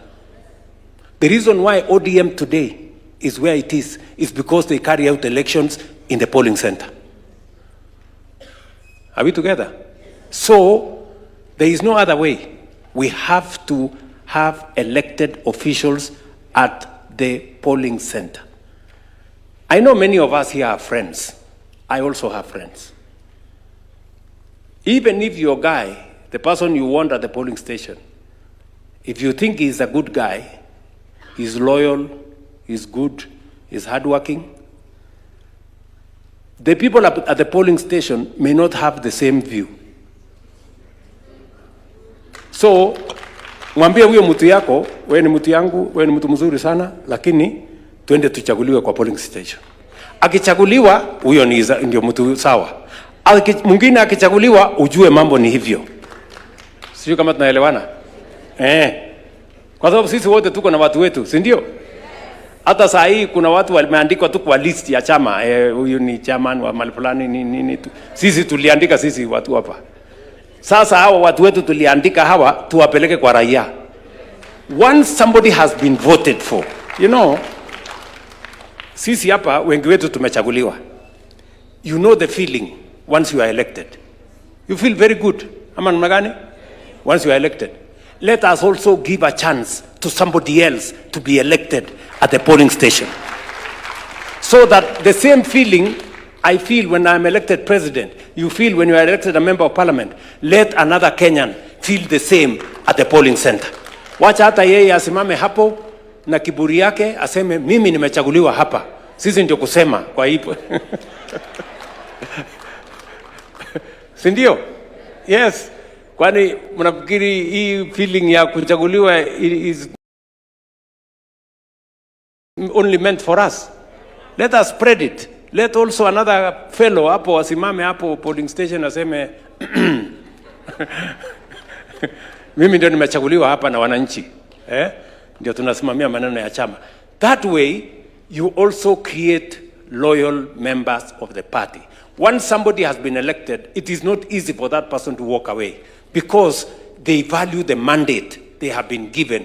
Even if amechaguliwa na watu 100, hawezi kutangaza ati nimechaguliwa na watu 100, anasema nimechaguliwa kama wewe. Si ndio? Ama namna gani? So, this is what I want to encourage us. Let us take this to the grassroots. That if you want us to build the party, we must go to the grassroots. And then we will do the wards, and then we will do the constituencies, and then we will do the counties, and then we will do the national elections here. Sawa sawa? Yes. And I want to encourage every politician here. There is no harm in you being a chair of a ward, chair of a constituency, chair of a county. Sisi wote tusimame. That is how the party gets followership. We want to create a big party base. Tumeelewana? So that we don't keep saying maybe it is this or that or the other. Why? Why is it necessary for us to have a strong political party? It is necessary for us to have a strong political party because the transformation of a country goes beyond one leader. The transformation of a country goes beyond 5 years. It goes beyond 10 years. For us to have consistency, you must have a political party that will provide the transition so that when one leader finishes, the same philosophy of transforming a nation continues with another leader and another leader and another generation. Ni mnanielewa? Yes, William Ruto is not going to complete this transformation. It's not going to happen in 5 years. It's going to take more, 10, 20, 30 years. For us to provide that transition, we must have a political party whose philosophy, vision, understanding, manifesto provides that transition into the future. That is why it is very important for us to build this political party. Also, this political party will also guarantee every one of you seated here, we are going to provide a platform for you to have an opportunity to demonstrate your leadership without necessarily the baggage of the community you come from. In a political party, we are all equal. Sio kama tunaelewana? Tuko pamoja?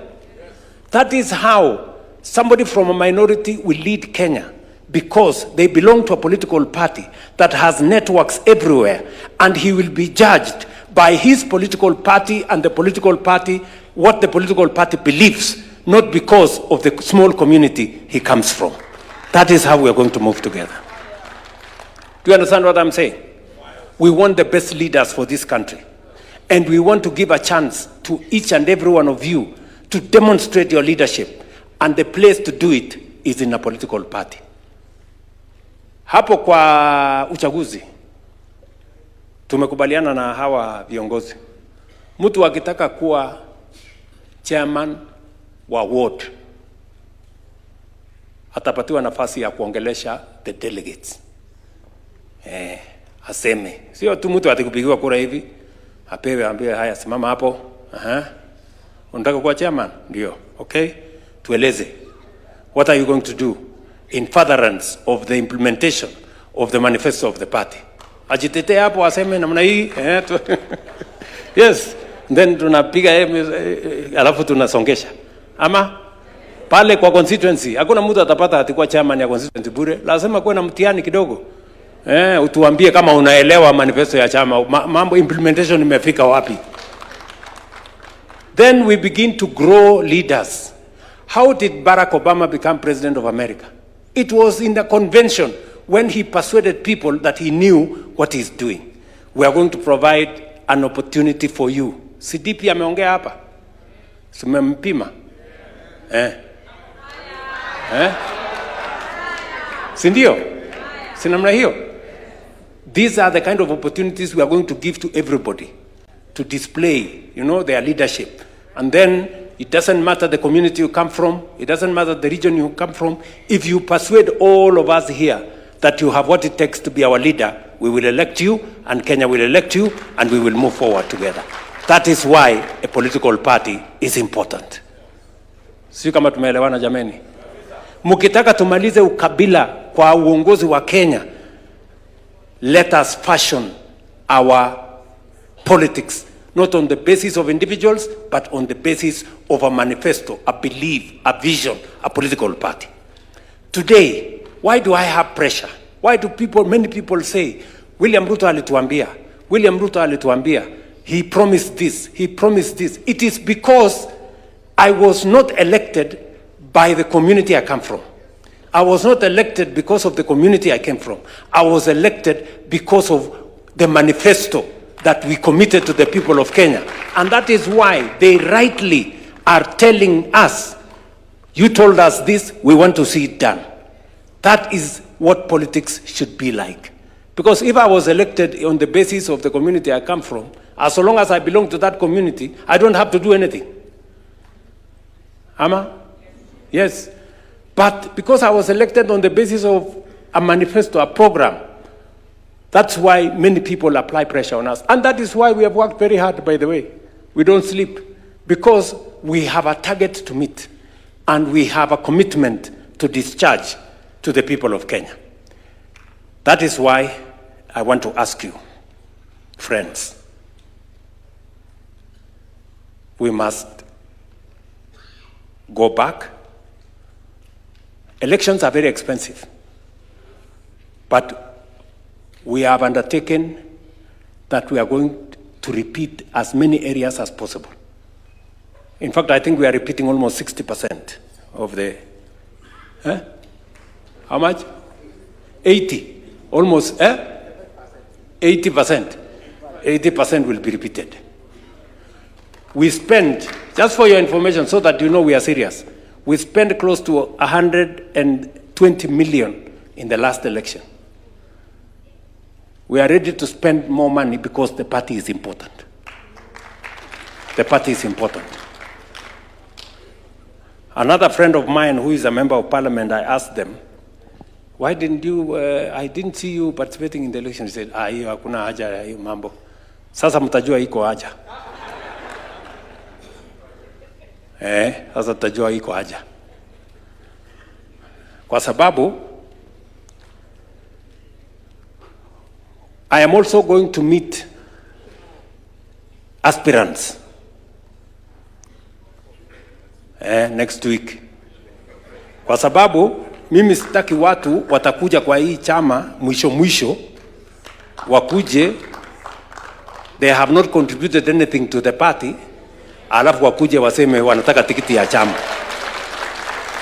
Yule mtu yote anataka kuwa aspirant akuje saa hii tujenge chama pamoja, si ndio? Tujenge chama pamoja, pia na wao wakuje wa contribute kwa hii chama.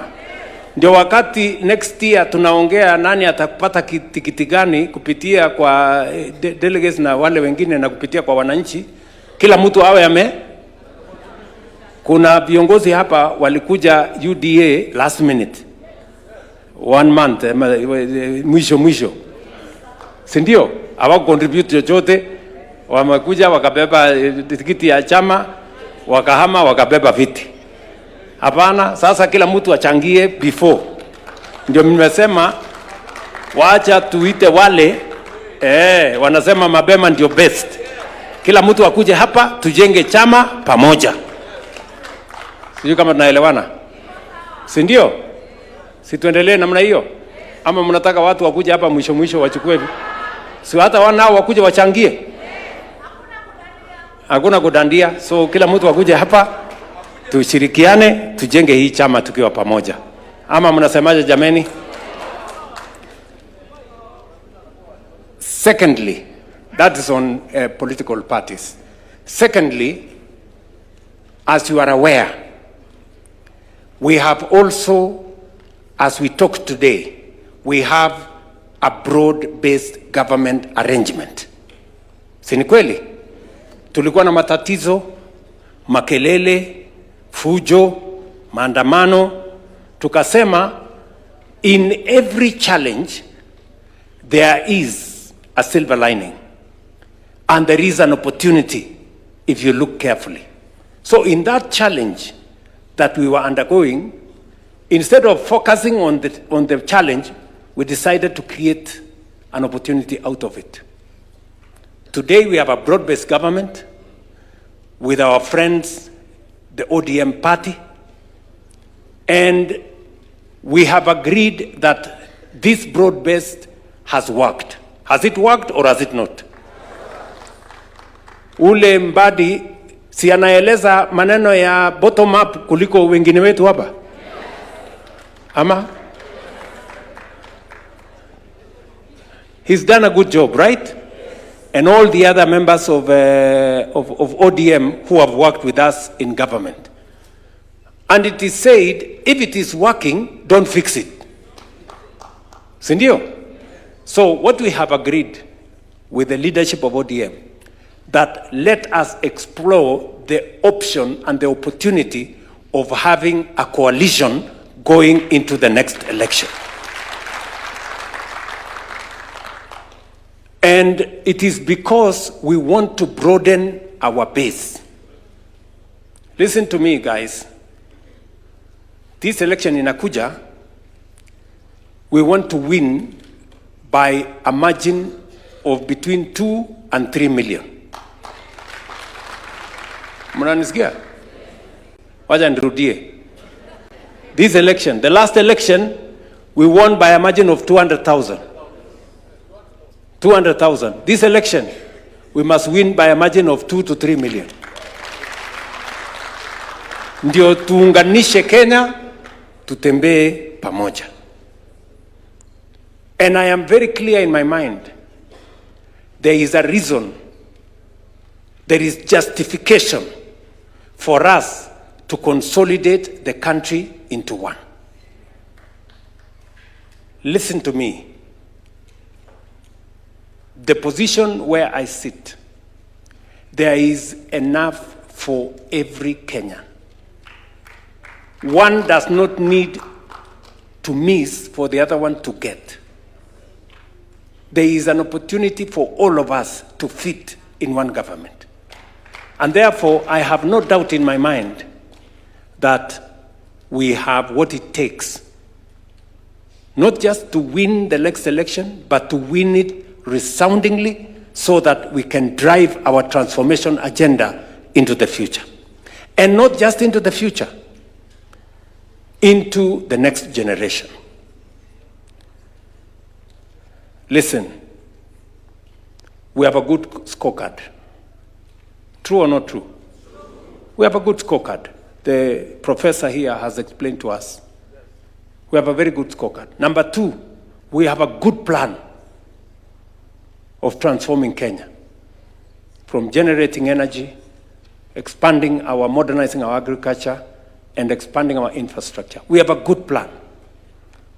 We need a political strategy to win the next election and to consolidate the gains we are making in our scorecard and to be able to implement our plan going into the future. And that is why elections in our party, to consolidate our party, is important, and a coalition with ODM will now underwrite our transformation going into the future. It is the reason we have asked you guys to come here, so that you can agree with us that we go back and do elections properly. Sindio? And do elections properly. And number two, that we agree with the NEC, whom we had engaged, that we pursue negotiated coalition with ODM. Finally, our MCAs have asked three things. Number one, they asked us that they want independence of the county assemblies. I have signed the law, the bill into act. The only problem that is waiting is, as was explained here by the leader of majority in the National Assembly, we must rework the budget. And it is not possible, Kiruga. I know you said it must be done immediately, which is okay. We see your passion for it.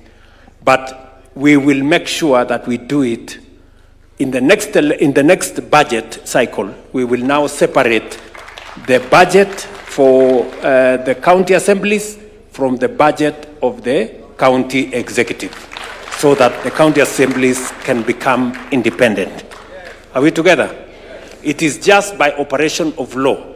If it was possible for us to do it faster, we would have done it. But you know, those processes take long. So just my assurance to you, the law has been passed.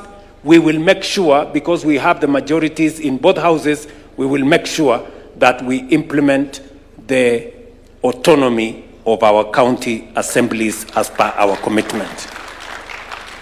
We agree with you that we also need to implement the suggestions on pension. We want a governor, an MCA, or a speaker at the county assembly, when they do their 2 terms, at least they have a pension. Because many leaders, when they get out of office, they go straight into squalor. Because the job we have is thankless sometimes. Yeah? You are a leader. Ukiamuka, unaamuka na watu. Unalala na watu. Siku yenye umekosa kiti, unaenda ukiendanga. So, we must secure that so that people who have occupied leadership positions do not become a disgrace to themselves and to the communities they represent. So, I want to assure you the instructions of this council to the executive and to the legislature is that we expedite that exercise. And the two leaders here, mutuambie, hii maneno tunaweza kumaliza lini? In the next, what? Can we give it 90 days, 120 days? The budget process. Okay, so let's do this. Because it involves money, and we have agreed that as a council, we model it the way members of parliament wanafanya. It is contributory. Sindio? The same way the one for National Assembly and the Senate is contributory. So the MCAs also want to, it to be the same as the one for members of parliament. Let it be contributory. And by the next budget, we must implement the pensions for our county assemblies, speakers, and governors. Tumekubaliana hiyo? Sindio? And we want it to be reflected in our resolutions. That is what the... and then number 3, we have also... we have also recommended that the NATCO report be expedited. The two houses should expedite the NATCO report so that NGCDF is properly secured in the Constitution, that the oversight fund of Senate is also protected in the Constitution, and the National Government Affirmative Action Fund by our women reps is also put in the Constitution. And number 4, our ward fund is also secured in the Constitution. That forms part of the resolution of the National Governing Council. And it is now, once the National Governing Council resolves, it becomes an instruction. Sindio? Once it is resolved by the National Governing Council, it becomes an instruction to the executive and to the legislature to make sure that it is implemented. Tumekubaliana? Tumekubaliana? Now, I want to ask Mr.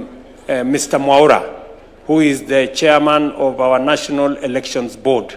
Can you do a 2 or 3, maximum 5-minute presentation? I'm told you have a presentation on where the elections are going to happen. Is that correct? Proceed. Oh yeah, bursary. Okay. Let me say this. We also want to resolve. You know, we had a meeting with the comptroller of budget, because that was the problem.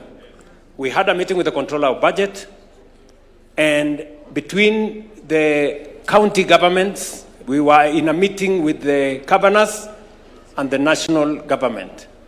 There was a requirement that the national government, because it is a function of the national government, that we have an agreement with the county governments. We have since signed agreements. The chair of education, how far are we? Just give him the mic. How far are we on the agreements? We gave you a mandate to make sure. Yes, Governor of Kericho.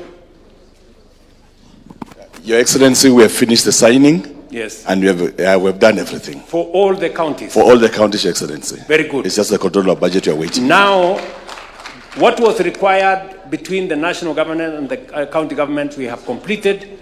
Now it is for the controller of budget to release money for counties to be able to carry out the function of making sure that no child in Kenya is left behind or does not go to school. You will disburse bursaries.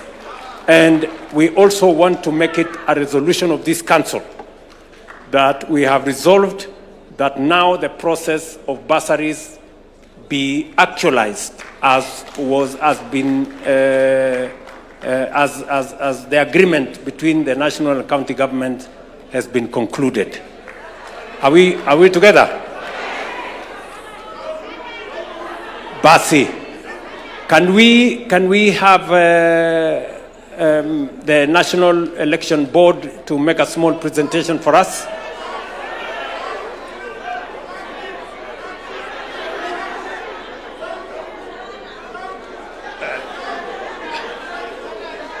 Ngoja kidogo. Let us just listen to this, and then if there is any other matter, we will. Can somebody write for me what is being said there? And later. Thanks so much, Your Excellency, our party leader, the deputy party leader, PCS, party leader. I tend to believe that anybody, kila mtu ambaye alikuja amepatiwa hii kitabu UDA Grassroots Election Guide. Hakuna mtu hana hiyo kitabu. Na uchaguzi vile party leader amesema tutarudia almost 85% of our polling station, na tutarudia uchaguzi whereby there was no competition, whereby not more than 50 people voted, and whereby anybody was unopposed, and where no election was conducted. That will be 85% of the polling station. And in the first 20 counties, the counties which we did on 10th, tutarudia tarehe 7 March, na the other 22 counties tulikuwa tumefanya mbele, tutarudia tarehe 28 March.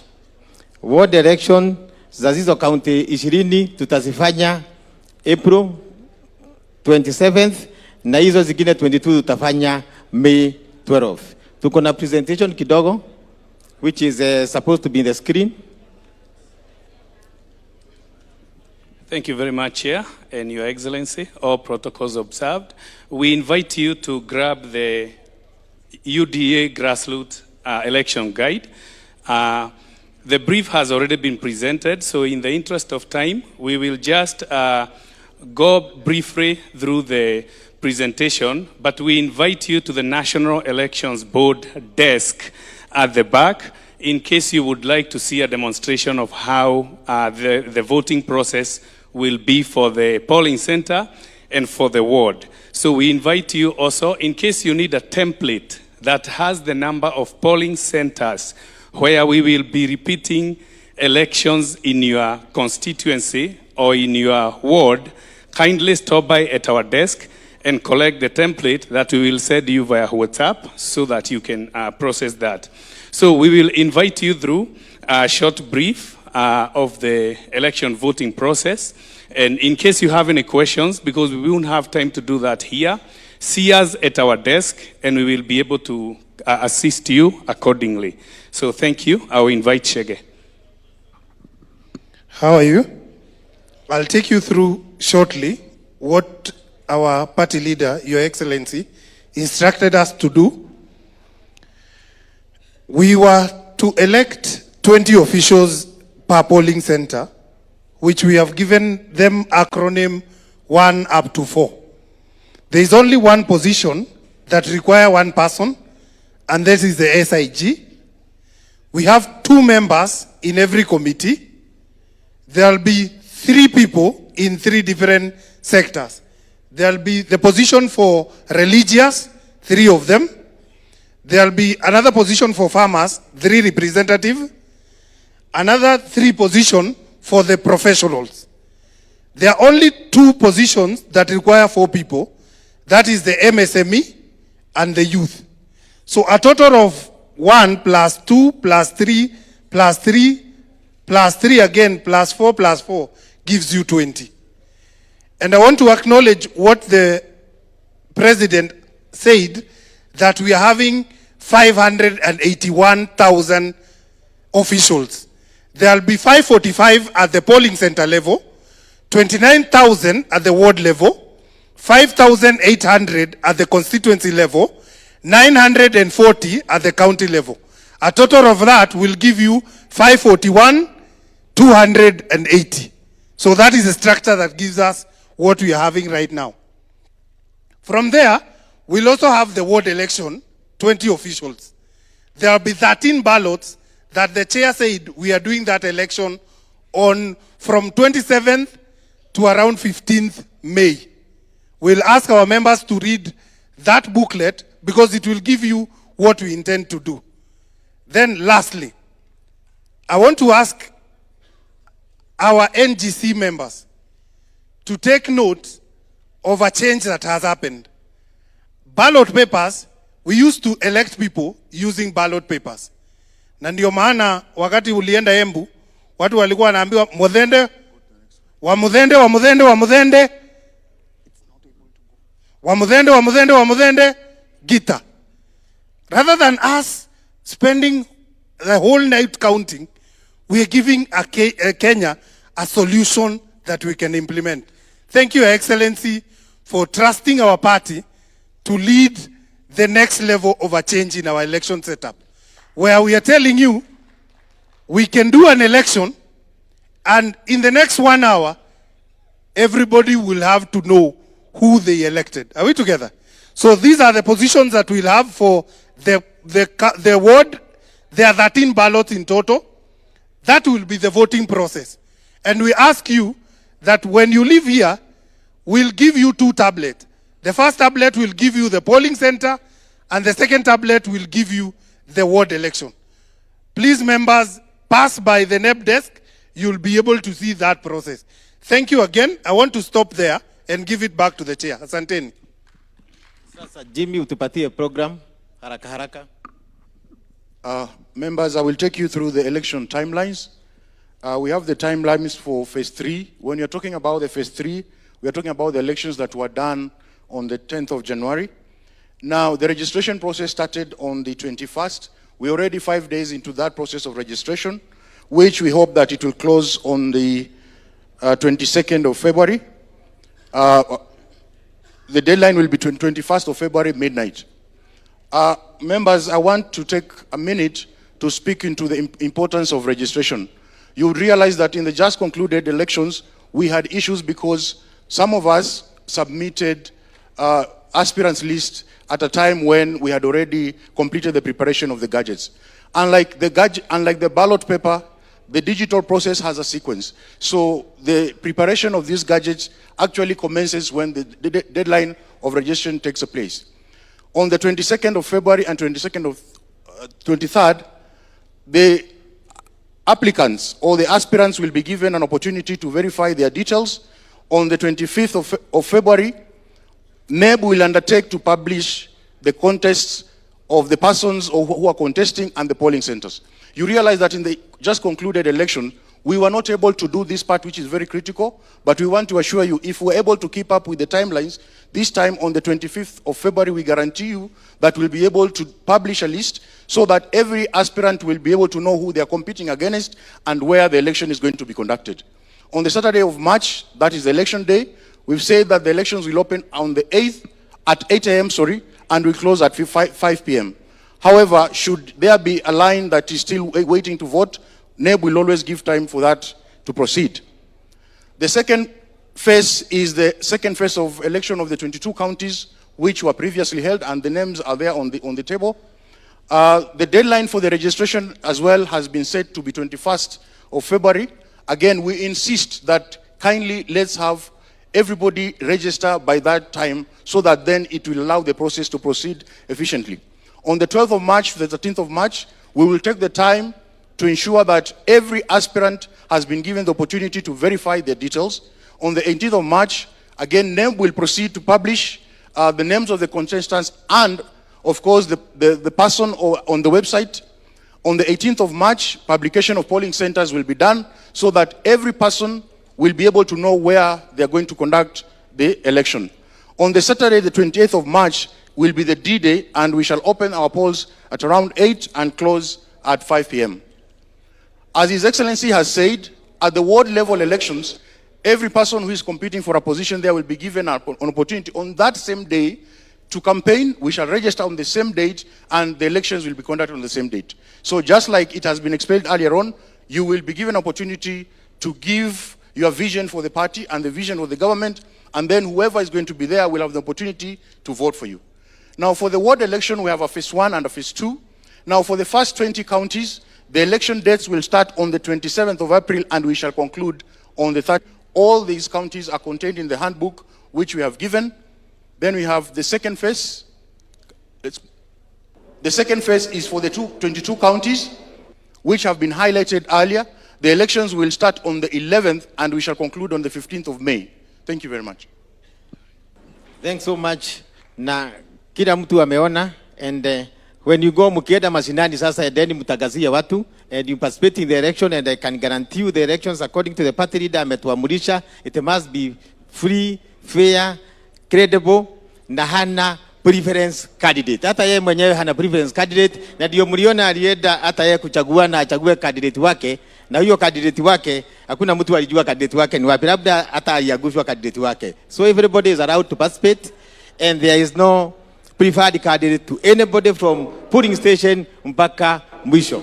And that is why you find that hata ile mkutano tuko nao na next week on 4th ya aspirants, we have told all the aspirants, hata ukiwa unataka kiti ya president lipa 1,100, ukitaka ya governor lipa 10,000, ukitaka ya senator na women rep na MP 5,000, ukitaka MCA 2,500. So all the seats are open for everybody. Thanks so much. God bless you. Jani masses, na wacha tushiriki uchaguzi on 7th March and 28th March. Thank you so much, Your Excellency. Tuwapige makofi hawa watu wetu wa National Election Board. Details, most of these details, by the way, friends, most of the details are actually on our portal. Ukienda hapo kwa UDA portal, you will get all those details.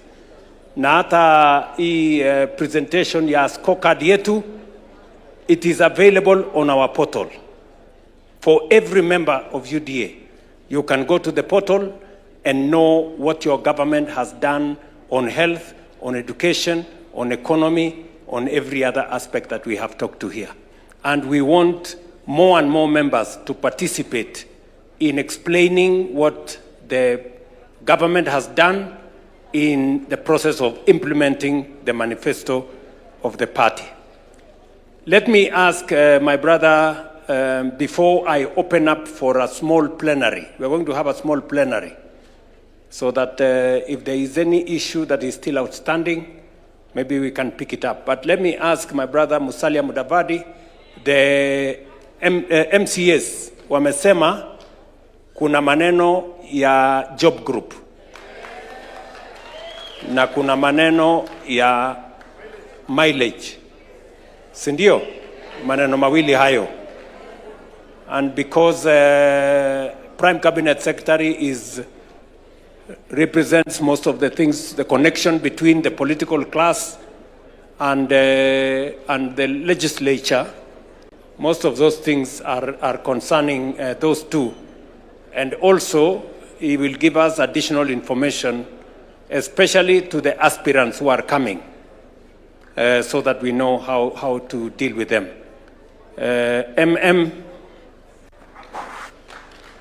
Wana earthquake.